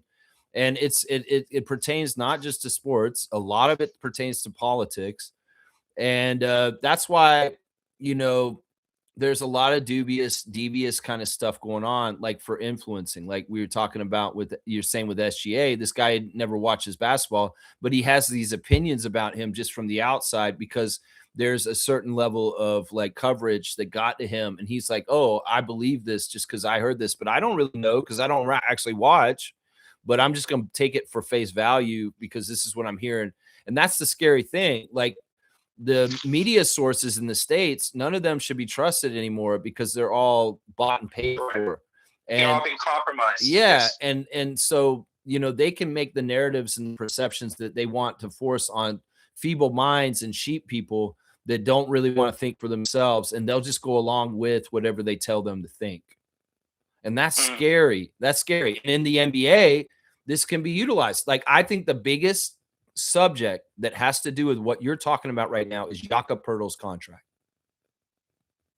Is that there's people out there, and they're very much in the mainstream media at ESPN, that are putting out all kinds of embellishments and opinions on Yak's contract, that if that same kind of contract was on the Knicks or the Celtics, they wouldn't say a peep about it. But because it's on the Raptors, they'll make a big, huge stink about it, and they'll try and cause the Raptors fan nation to come at Pirtle and say, this is the worst, and why is this? Oh, why? Because the ESPN told me that. But look, they could have a similar exact player on their team that is in the exact same situation, and they will turn a blind eye and not cover or say anything about that player because they wear a Celtics jersey or a Knicks jersey. Right. And those people are stuck probably is like, hey, you know what? The paycheck is coming. Yeah. You know? Well, that's the thing. It's also like, it's like, look, so, authenticity and being real in the age of AI and all this BS is going to be a premium, and it's going to be really sought after, and people are going to love that compared to all the fakeness coming. But there are a lot of people that aren't really, there are a lot of people out there that aren't really portraying themselves as who they are. And they are actually coming out and they're putting out narratives and stuff, and they're being fed those narratives from people that are paying them, like you're saying in your original point. So, and that's it, Lex. All right, man. Have a beautiful day. And everybody out there, touch grass. Beautiful day. You too. See, I can name that tune. Yes, you can. All right, Infamous. Have a great Sunday afternoon, and I will talk to you soon, I'm sure. I appreciate the Infamous 6 when he calls in and he gives me 6 things to talk about. Let's go. Let's go, Tempo. That's right. I'm going to be more positive about them. All right. I'm feeling good now because Infamous called. That's awesome, man. All right, man. I'll talk to you soon. Okay, cool. All right. Awesome. I always love to get a reaction phone call from one of the Raptor freaks on a reaction day talking about tempo and NBA and stuff like that. That's pretty cool, man. I like that. All right. Trevor's saying this. Stop doubting after 7 games. The season just started. That's the thing, Trevor. I'm just worried because we're like a surprise. We're the tempo, and you don't know who we are. Oh, wait, now you're starting to know who we are. Uh-oh, there's a scouting report. That's the thing. And listen, I'm just trying to be realistic here. So I've been blamed for being overly positive homer, but I want to be grounded in the reality of basketball and the world of basketball. And I'm just saying what I see, Trevor. You know, it would have been one thing if Marina and Brittany had kicked it in a high gear in the 4th quarter last night and took the game home and landed the plane and won it. But that's not what happened. The pick and roll of Portland Fire ran right over us into a rout win for them by the end of the game. We were hanging with them right up until the 4th quarter. Very, very close game. It was tied after the 1st quarter. It was tied after halftime. And then the 3rd quarter, they got a 6-point lead, but that's still manageable going into the 4th quarter, but then in the 4th quarter busted wide open and messed us up for the last frame. That's the thing. It's like, look, you know, that's when we should have been tightening up, and that's when Big Money Mabry should have been cashing in to get a lot of points and take us home. That's when Slim should have been sliding through the lane, Slim through there, and get her points and what she's supposed to do. That's the thing. We got to have people take over. We got to have people put their mark on the game, especially if they're the $1 million backcourt. You know, Kiki can do so much. She's a rookie. She can only do so much. And we're going to need more contributions from across the board. Once again, a big problem for the tempo yesterday was we only had 3 of them in double digits. The other side, there were 5 Fire that got double digits. And you don't need to get 20. I just want some more people to get double digits. There needs to be more contributions across the team in a meaningful way to add points, because when you lose by 19 and most of that lead was built in the 4th quarter, we ran out of gas and nobody's scoring in the 4th. That's a big problem. That's a big problem. Nameless, peace to you, sir. The Italian plumbing Nameless in the 416 coming into the chat this morning. Good to see you, Nameless. Fiercey's here. Good to see Fiercey. Good morning, fam, and happy Sunday. Ottawa Blackjacks lost, but I still had a great outing with Fiercey Jr. Yes, I saw y'all on the TV. I switched over from the Toronto Tempo loss to a CEBL game between Montreal Alliance at Ottawa Blackjacks. Quincy Guerrier and Javon Freeman Liberty coming to visit the Ottawa Blackjacks, Javonte Smart. And, well, Fiercey and Fiercey Jr. were at the game. In fact, I saw y'all on the TV a couple rows back from the Blackjacks bench sitting in the audience. It was so cool. I was like, there's Fiercey and Fiercey Jr. I see them on the CEBL. So let's talk about that game last night. Montreal winning in Ottawa. This is a rivalry game. That was the rivalry game last night for CBL. And Ottawa versus Montreal is a rivalry, and they're going to play each other again next week. Ottawa will visit them in Montreal. But yeah, it was a big time game for Javon Freeman Liberty, getting out there, former Raptor, getting 32 points for the Montreal Alliance in 31 minutes. So look at that. He outscored his minutes. But yeah, he is really good. 12 of 17 from the field, man. And he was 5 of 8 from 3. He had 9 rebounds, 3 assists, 5 turnovers, a steal and a block. And he was a plus 17. Javon Freeman Liberty. Quincy Guerrier hit the game-winning shot at the target score. A little bank shot in there. There was a little bit of Ottawa coming back. They were down a lot in the target score time, and they were trying to come back from being down 10, and they closed it a little bit good, but not enough. Too little, too late, and Montreal closed the door on them with the bank shot by Quincy. On the other side, Javonte Smart, 20 points. Matthew Cleveland, 22. Yeah, this is a fun game. I enjoy watching CBL. I encourage more and more people to check it out. It's real easy to watch. It's on YouTube like me for free. And there's always games going on. In fact, there's going to be 2 games today that you can check out if you'd like to, today, this afternoon. At, I guess, later on today at 6 p.m., Niagara River Lions are in Edmonton to play the Stingers, and that game will be on YouTube. And then also tonight, Calgary Surge will be in Vancouver to play the Vancouver Bandits at 8 p.m. And I have breaking news, and I was exactly right. It's so crazy. I noticed Jarkel Joyner had traveled to Vancouver, British Columbia, a couple days ago, and he took in the Vancouver game, the last game that they played. Well, he put pen to paper, like I said, and he has joined the Vancouver Bandits. So former Raptors 905 player from last year, Jarkel Joyner, is officially the latest addition to the Canadian Elite Basketball League, signing with the Vancouver Bandits yesterday. And, you can watch him play tonight against Calgary at 8 p.m. in CBL action for free on YouTube. And I'm telling you right now, the CBL is a very high level of professional basketball. It's fun to watch. You've got true Canadian players from all these cities mixed in with great American players that are on the fringe of the NBA, like Jarkel Joyner and Javon Freeman Liberty.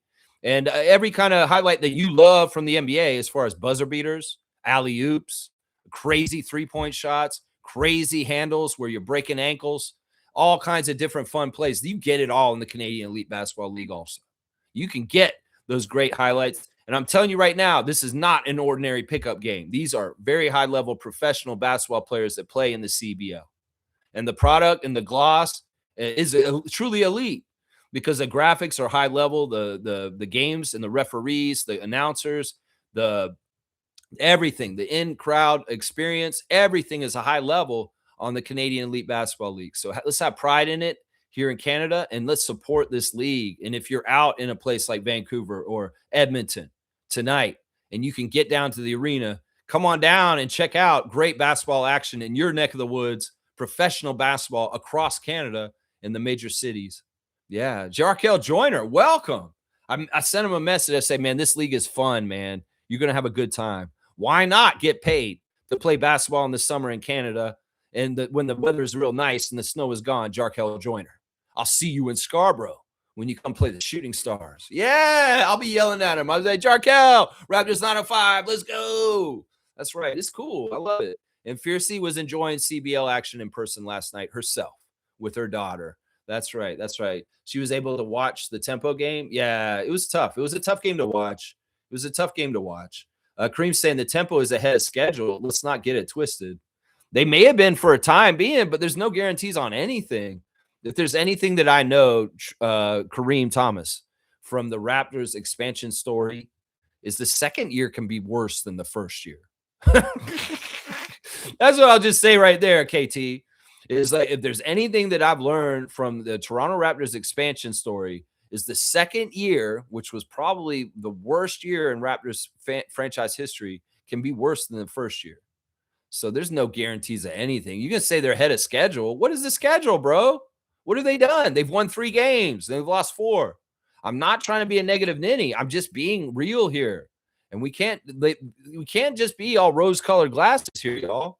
We have to be real about what's going on with this team and build it in a really sound, fundamental, foundational way to more and more success over time. But it's going to take time. That's the whole thing. We all want to rush everything in microwave culture. We got DoorDash. We got all these dating apps. Oh, we can do things so fast now because of this. Uber, call an Uber. They'll come get you. Yeah, everything's so convenient. Well, building a good basketball team, building towards a championship is not a fast track thing. We know this with the Raptors. Everybody wants to fast track getting championships. That's not how it works. You got to slow cook this, slow roast it, put it in the crock pot for 3 days. No, it's not microwave this shit. So the thing with the tempo is like, sure, we're going to have short-term successes, but long-term successes and foundational and long, strong success is going to come with time. It's not right now. Let's not get it twisted. All right.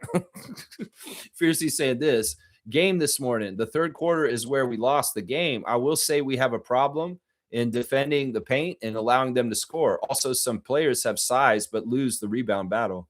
It's just tough. Let's go look at the team stats for the Tempo and the Fire yesterday because it'll help us break down exactly what happened here. You know, they shot 50%. Once again, opponents of the Tempo were shooting too high a percentage, too close to 50% or higher. We shot 45%. They managed to have 4 more shot attempts and made 5 more field goals than us. The free pointers, as I mentioned earlier, they made 11 3-pointers on 23 shots. We had 25 shots and only made 6. So we took just as many shots more than them, and we made half them out that they did. So they shot 48% from 3. Once again, a way too high percentage for 3-point shooting. And we only shot 24%. That's bad. They were saying that they felt like some of the shots they took were good. They just didn't make them. That sounds like the Raptors all year, right? We're getting good shots, but we just didn't nail them. Yeah.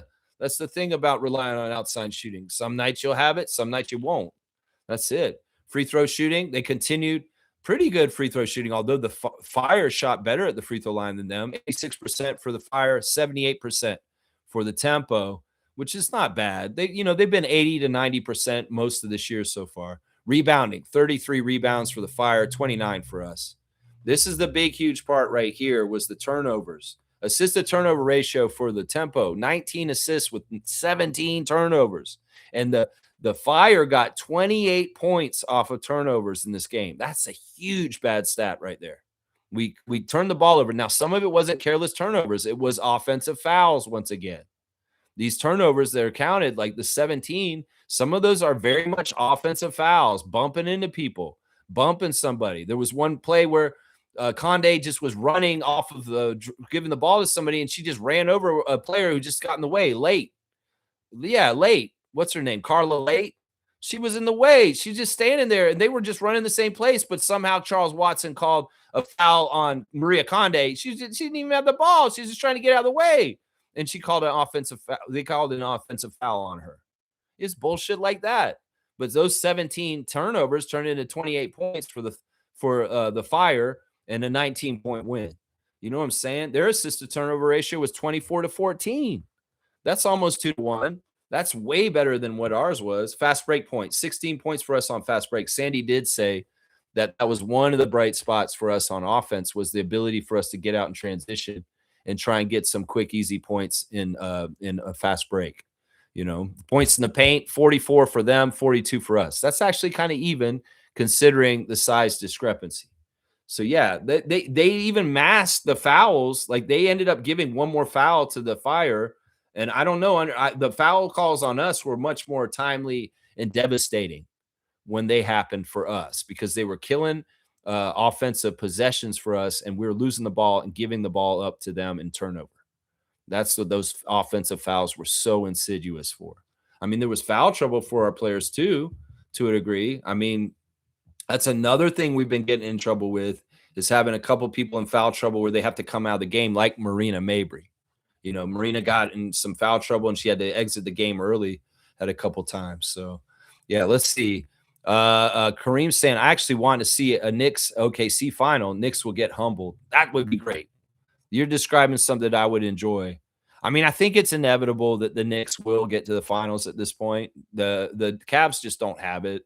Kenny Atkinson as Trevor J said, looks like he's hungover and just in a bad world, in a bad place. Like Kenny Atkinson's world is not fun. Let's just put it that way. He's a tortured soul, is what he looks like right now. Yeah. Yeah. Smooth saying this. OG did check out on the Raptors before he got traded. Don't forget that. It's not really that he checked out. It's just it's natural for somebody that they know the writing's on the wall and time has to go. That you don't want to like cause any major injuries. So maybe you don't play as hard because you know you're not long for being at that place. It's more that he has a love and a passion for our city and our thing still. He doesn't dishonor his Raptors thing. It's just that the Knicks nation is going to overcloud it. We all know OG's very private, quiet person who doesn't share a whole lot of things about his private life, who doesn't really talk a whole lot about how he feels about things. But if you talk to him deep down inside, he would tell you he's still very close with Scotty, Pascal, and all kinds of other people that he played with in Toronto, and that his Toronto experience is still very important to him. It's just we've got to understand he's Knick Nation, and they're gonna say that he's theirs now for sure. That's why we can't have them ever win with him. Is because if he's a champion with the Knicks, they'll erase his history with us. And in some ways, him having a championship, even if he didn't play in that year for us, he was injured the whole time. He still has a ring from us. And I don't want him to ever get a ring from them. I really don't, because that is not a good thing. Trust me, it's not. It's the same thing with Fred. I mean, if Fred won a championship with the Rockets, it might look good, but it also, I mean, Pascal, if he had won against the Thunder last year, that would have looked good, and I wouldn't have been upset about that. But OG winning with the Knicks is not a good thing, guys. Just trust me. It's not. Yeah, let's see. Fiercely saying this. We will be fine. It's all part of the process, and front office will address the needs. Let's go tempo. Kiki Rice. Wow. Yeah, I mean, that's what this whole thing is. It's a brand new expansion team, and it's the ups and downs of a basketball team. We know. We watched the Raptors for years on this channel. You've gone on the roller coaster with Lex, talking about Toronto Raptors and winning streaks and losing streaks and the disappointments and the highs and the lows. We're going to have that with the tempo too. It's just what is going to be the frequency of the wins versus the losses? We're going to have to find out. Right now, I'm not feeling good about it until they show me something otherwise. They go to Chicago on Wednesday and we see a very capable handling of a pick and roll offense against us. We see some developments and changes and adjustments. We see some players get healthy and come back. Maybe I'll start painting a more rosier picture.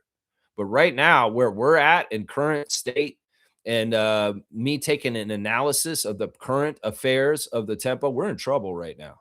Let's just put it that way.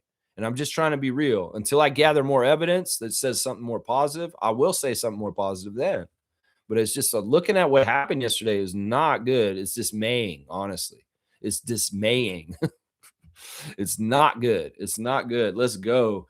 Fiercely saying I'm not rooting for the Knicks. Yeah, we don't need to. That's right. I like Cavaliers getting swept, then the Knicks getting swept. There you go. I like that. That sounds good to me if we can get that exactly. Reggie's saying he was laughing on the bench with Malachi Flynn while Toronto was losing to the Celtics the night before they were both traded. Yeah, that was a dark time right around the trades. We were in a bad place. It was it was near the end of his thing. Look, I don't want to remember OG as a hater or anything. He's a very proud Raptor. It's an important part of his history. And he has accolades and he did good things for our team. I don't have him in a bad standing with us. So if you're trying to paint a picture, Reggie, for me to hate OG, I'm not going to do it unless he does something very overt and really bad. Malachi is a punk little ass motherfucker. And it could have been that it all stemmed from him and OG was just kind of smiling because he said something stupid. You know what I'm saying? Malachi's Mr. Turkey now, though. So, yeah. Let's see. Trevor's saying there was no script in Cleveland. Whoop their ass from New York. I mean, whatever. I mean, they've been kind of a pretender team. They're lucky that we didn't have any playoff experience. If we had playoff experience, if we had home court, if we had Emmanuel, they're done. We would have beat their ass in the first round. And in some ways, we would have been playing the Knicks right now, probably. So that's all I'll say to that. I mean, seriously. Yeah. Let's see. Smooth saying OKC will handle the Knicks easy, man. They will win in 5. I know, because in some ways that matchup with Brunson and Cat versus the defensive stalwarts of the Thunder, it's not a good matchup for them. It's not a good matchup for them. And really, are they going to be able to do stuff like they do against SGA? Think about it. If SGA is the foul merchant, Josh Hart and them are going to be fouling him like crazy, and SGA is going to be getting to the line. So hopefully that's what's going to happen. We'll see. If it's the Spurs, Knicks in 6. See, you don't have faith in the Spurs? Well, as somebody said earlier, if they're a little bit banged up and they're not fully powerful, plus we got to remember the Spurs are a young core that are going further than they've ever gone in the playoffs. It may be very good if the Spurs do lose to the Thunder. And I'm saying that as a Spurs fan. I'm saying that as a Spurs fan. If they're a little banged up and they're a little bit more green because they're younger core who hasn't had this kind of experience like the Thunder have, yeah. If the job needs to get done to eliminate the Knicks, the Thunder are the better to do the job. I think that's right. But I don't know. I won't say that the Spurs would lose to the Knicks in 6. I won't say that, Reggie. I won't say that. That God forbid that. Let's see what else y'all are saying here. Lots of great comments today. Maybe I'll go ahead and do a little thing real quick since I lost my place. Let me do a little thing here. Okay, Fiercely saying this. I'm repeating myself, but Cavs should have kept Garland. Better chances of winning, and his defense was better than Harden. Although that's not a hard accomplishment. Even I can guard better. Okay. Fiercely saying, wasn't Liz Balagoon tall? We let her go. No, she was a guard. She was not tall. She was like 5'10. She was like 5'9. She was a guard. She actually wasn't a forward. Hopefully Temi will be strong when she returns. Yeah, hopefully. We'll have to see. All right, let me do the Toronto Tempo Redditor of the day. This is from Daisy Baby. Daisy Baby, and they have a gripe. It's a hot take. And this is interesting. And I think that I haven't not gone down to the game yet for the Tempo, but knowing that arena, Rico, aka Coca-Cola Coliseum, and the way that it is with the streetcar loop and everything down there, this sounds really crazy, like what they're doing to Tempo fans. Like, first of all, that arena is really old and it doesn't have the proper bathroom facilities. In fact, you go to that arena and there's like one woman's room with like barely any stalls, and there's huge bathrooms for men that have like the pee thing where everybody pees in a trough. It's kind of messed up. Like, in some ways, the infrastructure for Coca-Cola Coliseum is not benefiting the WNBA audience because it's for like a male hockey audience. And the bathroom setup is really bad. Well, there's another problem with the Coca-Cola Coliseum, apparently, and this is what it is. The breezeway should be open for pedestrians at Coca-Cola Coliseum. Of course, yesterday, the weather in the GTA was rain all day. It started raining first thing in the morning and rained all into the night. So there was torrential downpours and a lot of rain for the fans that were trying to come to the game last night for the Tempo. And this is what they're saying. It's absolutely bonkers that the breezeway, it's basically a covered walkway that you can walk through to get into Coca-Cola, was closed to the public. It isn't open during games, especially during torrential downpours. This is bonkers. It's insulting as a fan to arrive by public transit as encouraged by the organization. Well, GO Train wasn't running yesterday. And then have to trudge past various VIP entrances all the way around the building when the breezeway is right there. I understand the team bus, I think, is parked there, and they want the players to be able to get to the bus safely. But the breezeway was specifically designed as a pedestrian path for people using transit. Tell me, am I being unreasonable? Is the breezeway closed for Marlies and PWHL games? Need to gut check before I mobilize. Haha. Yeah, I mean, some of these just don't make no sense. I get it. Team security for the Portland Fire to get out and get a bus. All this stuff should be sorted out. There's other entrances out that arena that are in the parking lot where people can park as vendors. And maybe you all should put the team bus over in that parking lot on the north side of Coca-Cola and not have them coming out into the other side where C&E grounds are. Because seriously, that walkway is for that. Now, there's a person in the comments saying this, that I regularly attend PWHL games, and the breezeway is where everyone goes through to get into the games. It's closed. It's open for PWHL games. Not sure about Marley games. I agree. It's kind of weird for it to be closed. So yeah, they're saying that they do have it open for the hockey crowds to enter the building, but not for the WNBA crowd so far. And they made them walk around the whole building in the rain yesterday to get inside the building. Y'all need to figure out these logistics, Teresa Resch. Seriously, I know Coca-Cola Coliseum isn't the most ideal arena. And in some ways, this is like the Sky Dome for the Raptors. But hopefully you guys have things in the works to get your own place at some point down the road. But try and make it the best you can for while you are there at Coca-Cola. But I know that arena is old as hell, and it's built for hockey and for men. It's not built for basketball and for a diverse crowd of maybe a little bit more higher percentage of females coming. So, yeah, thank you to the Toronto Tempo Redder of the Day, Daisy Baby, for bringing up a possible issue with the arena where the Tempo play. Yeah, if it's raining like that, y'all need to keep the breezeway open. Seriously, especially if you do it for the hockey. You know, that's not right. That's not right. You're doing that to just the basketball crowd. That's right. That's right. Adam Hurley's doing his Charles Barkley this morning. We're terrible. Okay, Charles Broccoli. Charles Broccoli. We're terrible. We were terrible yesterday. That's fair. That's fair. Fiercely saying this. Veteran Tina Charles was available, yet no team picked her up. She was still very serviceable as a big. She announced her retirement last month. Well, that's why they didn't pick her up. It's not because anybody didn't want her. It's because they already knew she was planning on retiring. That's weird to me, though. It's like, Tina Charles, where's your timing on this? You're somebody who can still kind of play, and the money just hit big in the WNBA. Why'd you walk away from it? They just signed the new CBA. You should be getting money. In fact, they just released the paperwork for it yesterday, going over the whole entire document. And Tina Charles, you played in this league for so long and bust your butt so long. The money's finally hitting and you're walking away? That don't make no sense to me. You should at least get like a payday and one more year or something like that. No, it don't make no sense. Yeah, it's weird. I think that she just planned she needed to retire. It could be that she doesn't care about the money. And I don't think that this was ever a feasible option, Fiercey, because I think it was just public knowledge that they knew Tina was walking away. And that's why. It's not that before that. It's that everybody knew Tina Charles was leaving, and that's why nobody tried to get her. I think that's what it is right there. It's not that she was sitting there waiting for the phone to call. No, she made it known. I'm probably leaving. I'm retiring, y'all. So don't pick me up. Don't get me in the expansion draft. Stuff like that. Smooth saying this. Some Raptors fans forget OG wanted to be a Knick. Through his agent, they told the Raptors front office months prior to the trade. This information came out after the deal.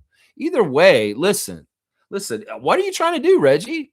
I'm just going to let OG be OG. He's like neutral with me. He's not one of the Raptors that I overly glorify, but he's also one that I've never had a problem with for the most part. But you're trying to build a case as a lawyer. Exhibit B, Lex. This is why you should hate OG Anunoby. Exhibit C. Here's the next one. I don't want to do this. Seriously. There's no reason for you to sour him right here. I was sour the Knicks, but not OG individually as a specific person. Sour the Knicks. And as I said, I don't want him winning no championship with the Knicks. That's enough right there. Siakam over OG, James. All right, I'll give you a dunk for that. I'm going to give a couple dunks real quick. I'm going to give a dunk to Infamous for giving a call to the show just now a little while ago. He's got the Jorge Garboza 15.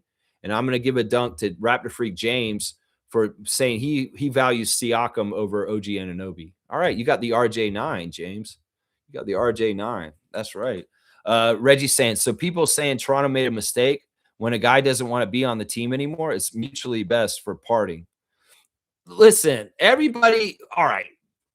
I'm so sick of New York fans being so insecure that they have to have it that they won the OG trade. I'm so sick of it. It's like it just shows that they're insecure. I'm willing as a Raptors fan to say that the trade was equal, but they have to really feel like, no, we won that trade for sure. We won that trade for sure. Bullshit. Once again, that trade was equal. You got a good player that's elevated your team finally to being a winning team. OG is solely that guy. Forget about Cat and Brunson. The reason why y'all are who you are is Anunoby. You know that, New York fans. You know that deep in your heart. A lot of the graphics, they show OG in the middle of it. In some ways, everybody knows that was the uptick. That was where you changed, was when you acquired him from Toronto. That was when you became a bona fide contender. You weren't that before that, and you had those other guys before. So I will say this, about that, So the other thing is, RJ and Emmanuel are still young enough and they still have room to grow that they'll look even better. And it could very well be down the road that we look like we won the trade over y'all because these two guys do certain things in a certain way. I'm still holding out for that. But I'm willing to say it's an even trade still. And I feel like that's what it truly is. I feel like that is. But Knicks fans, they're so insecure. No, we have to say we won that trade. Bullshit. We won that trade. Look at where we are and where you guys are. Listen, we're on different timelines. And you needed that piece from OG to get to this point. We're rebuilding. We're in a different place than y'all are. And if you're going to gauge it by that, well, that's not the way to gauge it.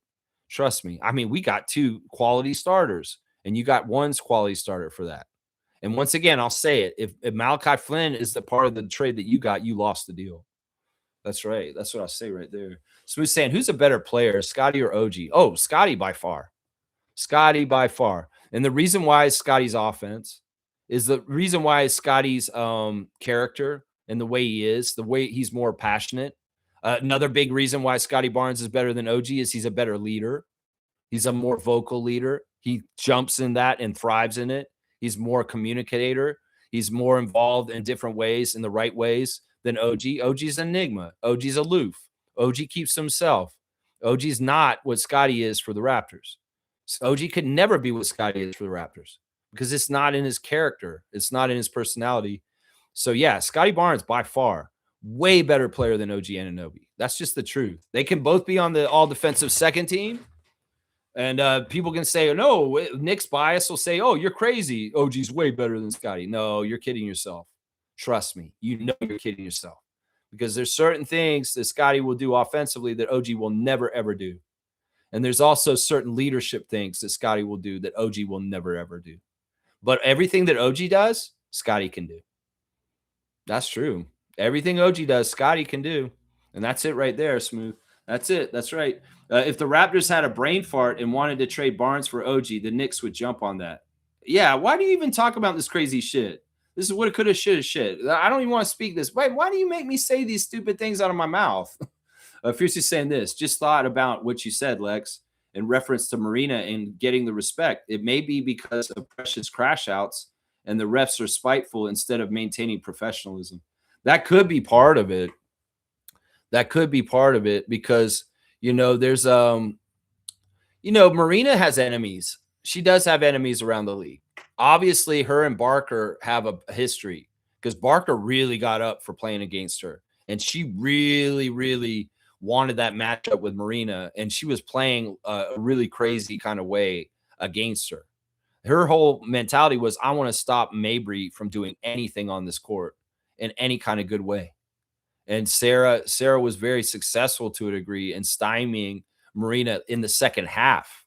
Maybe earlier in the game, Marina got going and got some things going. But in the second half, she disappeared more and more and wasn't there to make those big rainbow threes to keep us going in some ways. So, yeah, I mean,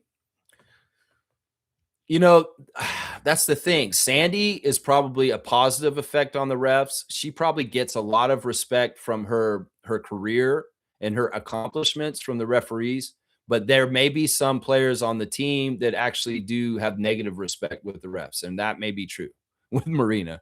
That may very well be true right there. All right, Dr. Sniff Blank Johnson, thank you for the subscription. I don't know if I should say that or not, but we'll see. He's saying, let me tell you, ain't no better feeling than farting. Okay, this is something. All right, and not mess it up. Okay, this is crazy. I don't even know what this person's talking about. Are you a true doctor? Your credentials might need to be revoked. In fact, you know what? This is what we'll do with the troll. Thank you for subscription. I'm going to go ahead and say adios, amigos. All right, there you go. Trevor J saying Sky was big, but Sky was big, but win only 9 games. Atlanta Dream was big, also won 4 games last season. There was an interesting stat they flashed in the game. The expansion teams wins in the past, like the fact that the Valkyries had above 500 record last year is really an anomaly. The other teams that were expansion from before, you saw they won like 4 or 5 games their whole first season. Chicago Sky, Atlanta Dream. And in some ways, we've won 3 games already. And in some ways, if we should probably get higher than those other teams, but that is in some ways what an expansion team looks like normally, guys. 4 or 5 wins for the whole year. And we have to be ready just in case we do go on a crazy losing streak and we lose like 20 games in a row and we're like 3-25 in like a month or 2 from now. So be ready for this. I don't know if that's what's going to happen. It could, though. That's what I'm saying. It could, though.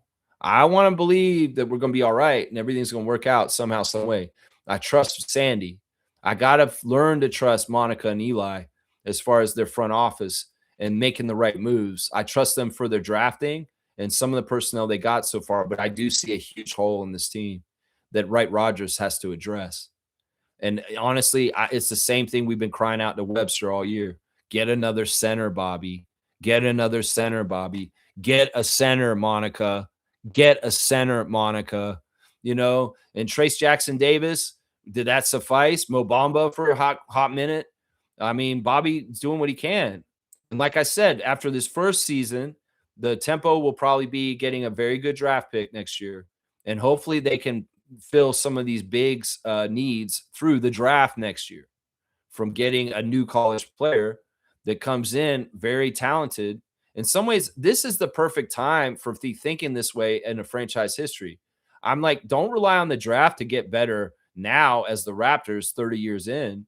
But if you're an expansion team that needs building blocks in the first few years, yeah, you got to rely on your draft and getting very talented players each year, like Isaiah Thomas did with Damon Stoudemire, Marcus Camby, Tracy McGrady, happy birthday, and Vince Carter. Those kind of players coming in, that's what builds your team up to be more talented. So in the initial years of a franchise, yeah, you build through the draft. And you got to get good building blocks like Kiki Rice. So I hate to already be saying it, but the best opportunity to fix these problems may be next year's draft. And we may just have a long season. That's what I got to say on that. Yeah. Kareem's saying this. Best sport to get kids into is soccer as a bridge. Lots of running and understanding being active. Being a football player, the best secondary activity is gymnastic. Basketball secondary sport is soccer. I mean, the endurance you get from running all over the place so much. And then also you got to have some team coordination with kind of working off of your teammates. That's definitely a basketball skill. So in soccer, yeah, I could see this. Tennis and boxing at a higher level is the only sport where you have to dig deep and rely on yourself. Yeah. Yeah, I can see that. I don't know. Boxing's the best sport to cross train with basketball. I don't know if that is. I don't know if that's the best sport for it. I mean, the skills you learn from boxing, you shouldn't be using on the basketball court, right? Kareem's saying, I'm sorry, and I love SGA, but he's way too good of a player to do what he's doing. You don't need the free points at the line. Yes, it's strategic, but we don't need to see you fall every contested shot.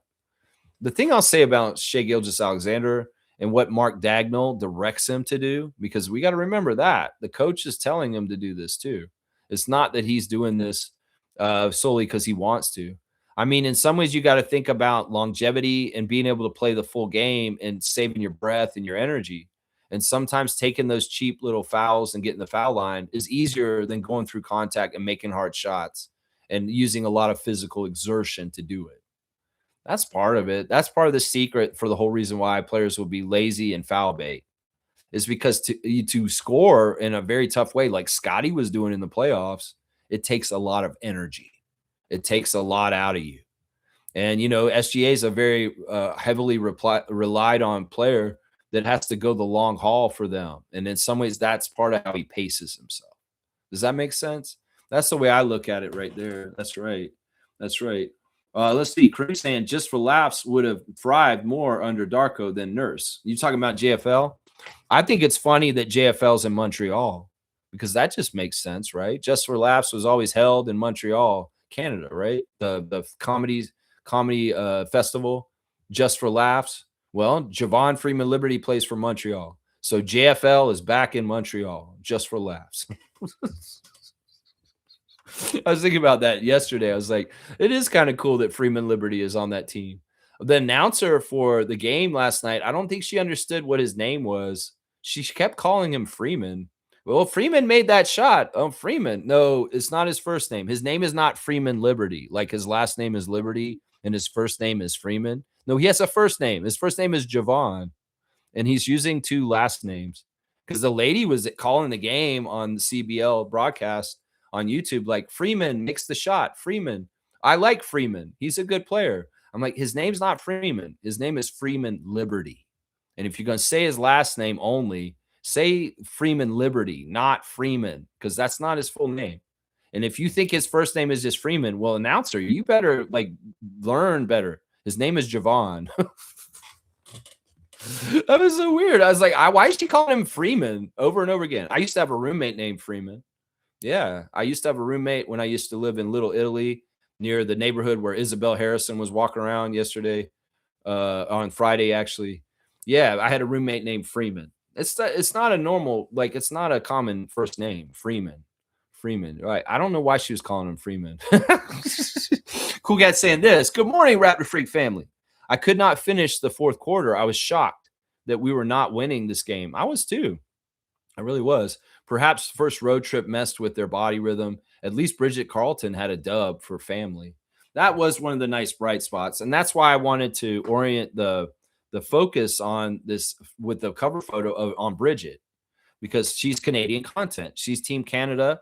She's a proud Canadian, and we can celebrate her even if the Tempo are getting defeated by her. So in some ways, yeah, I'll celebrate Bridget Carleton and Sarah Williams for their connections to Canada. Yeah, I can celebrate those two, even though we lost. It's kind of like when we lose to a team in the NBA and they have a good Canadian player on the other side. Yeah, I love SGA. I love Dylan Brooks. I love Bridget Carleton, even if she's the one putting the fire to us. That's right. Yeah, even if she's the one. All right, let's keep going with our tabs. Let's see if there's any breaking news that I want to talk about. It doesn't look like it. Looks like just a bunch of garbage on there. All right, let's do the straight goods on Canadian goods, guys. I've got a company from Quebec again today called Attitude. It's a proudly Canadian and available in over 55 countries. Attitude is redefining the standards of clean beauty and sustainable living with high-performing, transparent, and consciously made products trusted by thousands of families worldwide. Acclaimed in Norway, the Netherlands, and the United States, and supported by prestigious partners, our products stand as a global standard in clean innovation. Yeah, they have body products, hair products, face products, products for kids. You know, Attitude, if you know the label, is a Canadian company that makes sustainable, awesome environmental stuff like soaps, hair wash, body cream, shower gel, body scrub, deodorant. All that stuff is sold by them. They even have a conditioner. They have a skincare moisturizers, all kinds of stuff for your body. So if you see the Attitude name, that's a Canadian content, Canadian company, 100%, and you're supporting Canada by buying Attitude brand stuff. So yeah, there's your straight goods on Canadian goods right there. The Quebec company Attitude. So get yourself some Attitude shower gel is what I'm saying right there. The Raptors Redditor of the day is Uncle Carl. Uncle Carl is a fan of Colin Murray-Boyles, and he's putting his money where his mouth is. He's got a Colin Murray-Boyles basketball rookie card collection, and it is impressive. I'm not going to lie, y'all. This guy's got almost every single rookie card of Colin that you can have. I'm going to guess right here that he's got, all right, that's 40 cards right there. Some of them are duplicates. He's got probably about, it looks like about 100 Colin Murray-Boyles rookie cards. And he's got every single type. And he's got multiples of them too. So this guy's got this market hedged. This dude is going to have some money over time. If Colin Murray-Boyles stock goes crazy as a basketball player in the NBA, this dude's got all these rookie cards for him. Like it's impressive, honestly. How many different rookie cards are there for Colin? 1, 2, 3, 4, 5, 6, 7, 8, 9, 10, 11, 12, 13, 14, 15, 16, 17, 18, 19, 20, 21, 22, 23, 24, 25, 26, 27, 28, 29, 30, 31. It's insane how many different ones there are. There's about 50. There's about 50 different Colin Murray-Boyles rookie cards, and this guy's got every single one. So he's putting his money where his mouth is. He said, actually, it's funny. Under the caption, it says, "I have a problem. Send help." Some guy in the comments is saying, "I did this with Scotty during his rookie season. It was fun. I still have most of my cards." That's cool. I mean, hey, this is investing money, honestly. It's not stocks.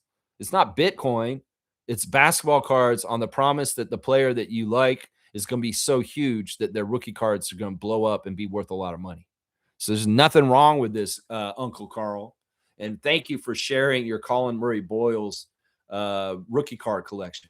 It's impressive. I'm not going to lie. This dude has a lot of cards, like 100 rookie cards for Colin. A lot. And he's got duplicates. So at some point, he could probably unload some of them just to get a little extra money here and there. That's right. That's pretty cool. As I said earlier, it is Tracy McGrady's birthday today, guys. Happy birthday to the Big Sleep. T-Mac, Hall of Famer, 7-time All-Star, 7-time All-NBA, 2-time scoring champion, 2001 most improved player in the NBA. He played, of course, for the Raptors for 3 years, 192 games in a Raptors jersey, 53 starts, and he averaged 11 points per game while he was in Toronto. Yeah, it wasn't his best years, but it was the beginning for him, and he'll always be a Raptors draft pick. So I think McGrady, how old is McGrady right now? Let me see. Let me see what he is on his Wikipedia, because they don't have his age on the page I'm looking at. I think he's just a little bit younger than me. So he's not 50 yet, but he is where's his Wikipedia? Where's the tag? Come on, show it to me. Where is it? Actually, I'll just go to Wikipedia and I'll find it. It's stupid that wait, do I go back and it'll be there? Yeah, there it is. Boom goes the dynamite. Perfect. He is turning 47 today. So happy 47th birthday to T-Mac, former Raptors draft pick and prize of Isaiah Thomas to get him on our team. Yeah, we just, Tracy's had a up and down a relationship with the Raptors organization, but we're in a good place with him now. He's doing Gillette commercials with Gray Dick. And, he came back and celebrated Vince's jersey retirement. And he's been, for the most part, doing pretty good things for Raptors for the most part. So happy birthday, Tracy McGrady, 47 years old today. That's right. All right. I see that nobody else has had any more comments. So maybe we'll go ahead and do the classic card at this point. Yeah, we are just right at 2 hours. So we're right around where I need to get done. Yeah, I don't want everybody to think that I'm just a doomsday kind of guy. You know that I'm very positive about things. It's just I'm trying to be real about this current situation for the Tempo. And I will talk about them in the way of what they last did. And what they last did was they stunk it up versus Portland and lost a game that both Cool Cat and I were shocked that they lost. All right, we're going to do a coach's card today, guys. So let's see who knows who this coach is from Classic NBA. So here we go. Classic card of the day. This is the classic card of the day. Full name answer. Can you tell me who this coach is, this former Charlotte Hornets coach that is pictured in this picture right now? Classic card of the day. Classic basketball card. Identification by the Raptor Freak family on the channel. It's one of the last segments we do on the show before we sign off. So who is that, guys? He kind of looks like Johnny Cochran. Just a little bit like Johnny Cochran. He's defending OJ. Who is that? Who is the coach of the Charlotte Hornets that is here, right here? You give me a guess. I'll give you a guess on his. I'll give you clues on his name if you give me a guess. Let's see. We'd have no Slug DZ this morning. There's no king of the classic card. Does anybody remember this coach in any kind of way? His last name is a very okay. Alan Bristow. That's interesting. Slug DZ. That's not right. His last name is an old classic 80s cartoon about these people that lived in a wall, and they would try and steal cheese from the family, but they were like little creatures that lived in a wall. His last name is that name of that show. But do you remember old cartoon where there was like a family and there was like a bald guy and they had pointy ears and they would run in and out of the wall and the dog would chase them because he thought that they were rats or mice. Yeah, his last name's like that. His first name is the same first name as Wrestling's Okerlund. Wrestling's Okerlund. So his first name is the same first name as Wrestling's Okerlund, and his last name is an 80. Yeah, Fraggle Rock was a good show, but it wasn't Fraggle Rock. There you go. Slug Deezy figured out from that. Mean Gene Okerlund, and the TV cartoon was The Littles. Do you remember The Littles, guys? They were like, they looked like little, they had like pointy ears and tails, and they were like little people with teeth, and they were running around in mouse holes, and they were little. And there was like a human that was their friend who like looked out for them, and they went on adventures. If you know The Littles, that's an old school 80s cartoon right now. Gene Littles is the card of the day, and Slug Deezy figured it out. He probably figured it out partly from Mean Gene Okerlund. He probably figured it out partly from that.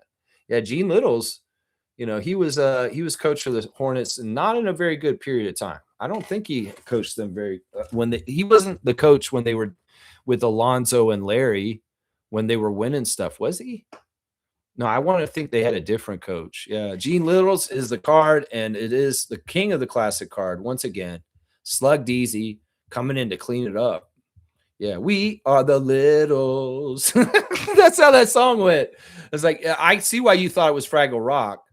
If I'd said there was a trash pile, that would have meant Fraggle Rock. Yeah, there's a trash pile that talked on this show, Fraggle Rock. And there were little guys that were like in construction outfits that were building shit all the time. The dozers. We talking some old 80s cartoon stuff. That's right. Fraggle Rock and the Littles.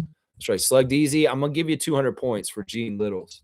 That's right. He's a kind of an obscure former NBA coach. People forget about him.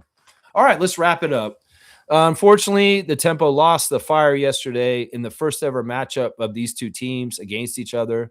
It's not like the Raptors when they beat the Grizzlies the first time they played them, unfortunately. That's part of why we're so disappointed, is that, we want to have that kind of like, yeah, we're going to beat the team that came in with us because we're better than them. But no, it looks like they have their stuff together a little bit better than us so far. But yeah, we're 3-4. Which isn't horrible for an expansion team in their first 7 games, but there is a lot of scary stuff right now they've got to fix. And if they don't fix it, this season can get very ugly fast. So tape and understanding and getting together and playing better as a unit and covering up things together as a team will be key and absolutely essential for the Tempo's success in the near future. They've got to watch the tape, and they got to see where they're messing up, and they've got to fix it. And once again, we live and die by the 3. It's going to really hurt us over the whole course of the season. Sure, we can be hot coming in and feel good. It's a new franchise, and we're feeling good, and hot hands are making shots, but those hands will cool off at a certain point. And, there's going to be fatigue, and there's going to be different things. And there's going to be the need for different people to step up and more people to make meaningful contributions as a team than just like 3 or 4 people each night. We need like 6 of y'all to make contributions towards winning, because the teams that win in basketball are the ones that are teams. And there's multiple people coming and helping and giving contributions in whatever way they can. And we can't have a whole half of our team or more than half of our team as deadwood out there that isn't doing the right stuff to be productive enough to outplay and win against the other team. That's a big part of it. Sure, our size is a limited problem, and our experience is also together as a collective. And well, Coach Brondo's got a very, very difficult kind of challenge ahead of her. But you know what? I believe in her, and I think that we're going to figure it out, and we're going to take the journey as it comes, failures and successes. And as they come, we'll see more successes over time. It's just the natural path of an expansion team just starting their journey.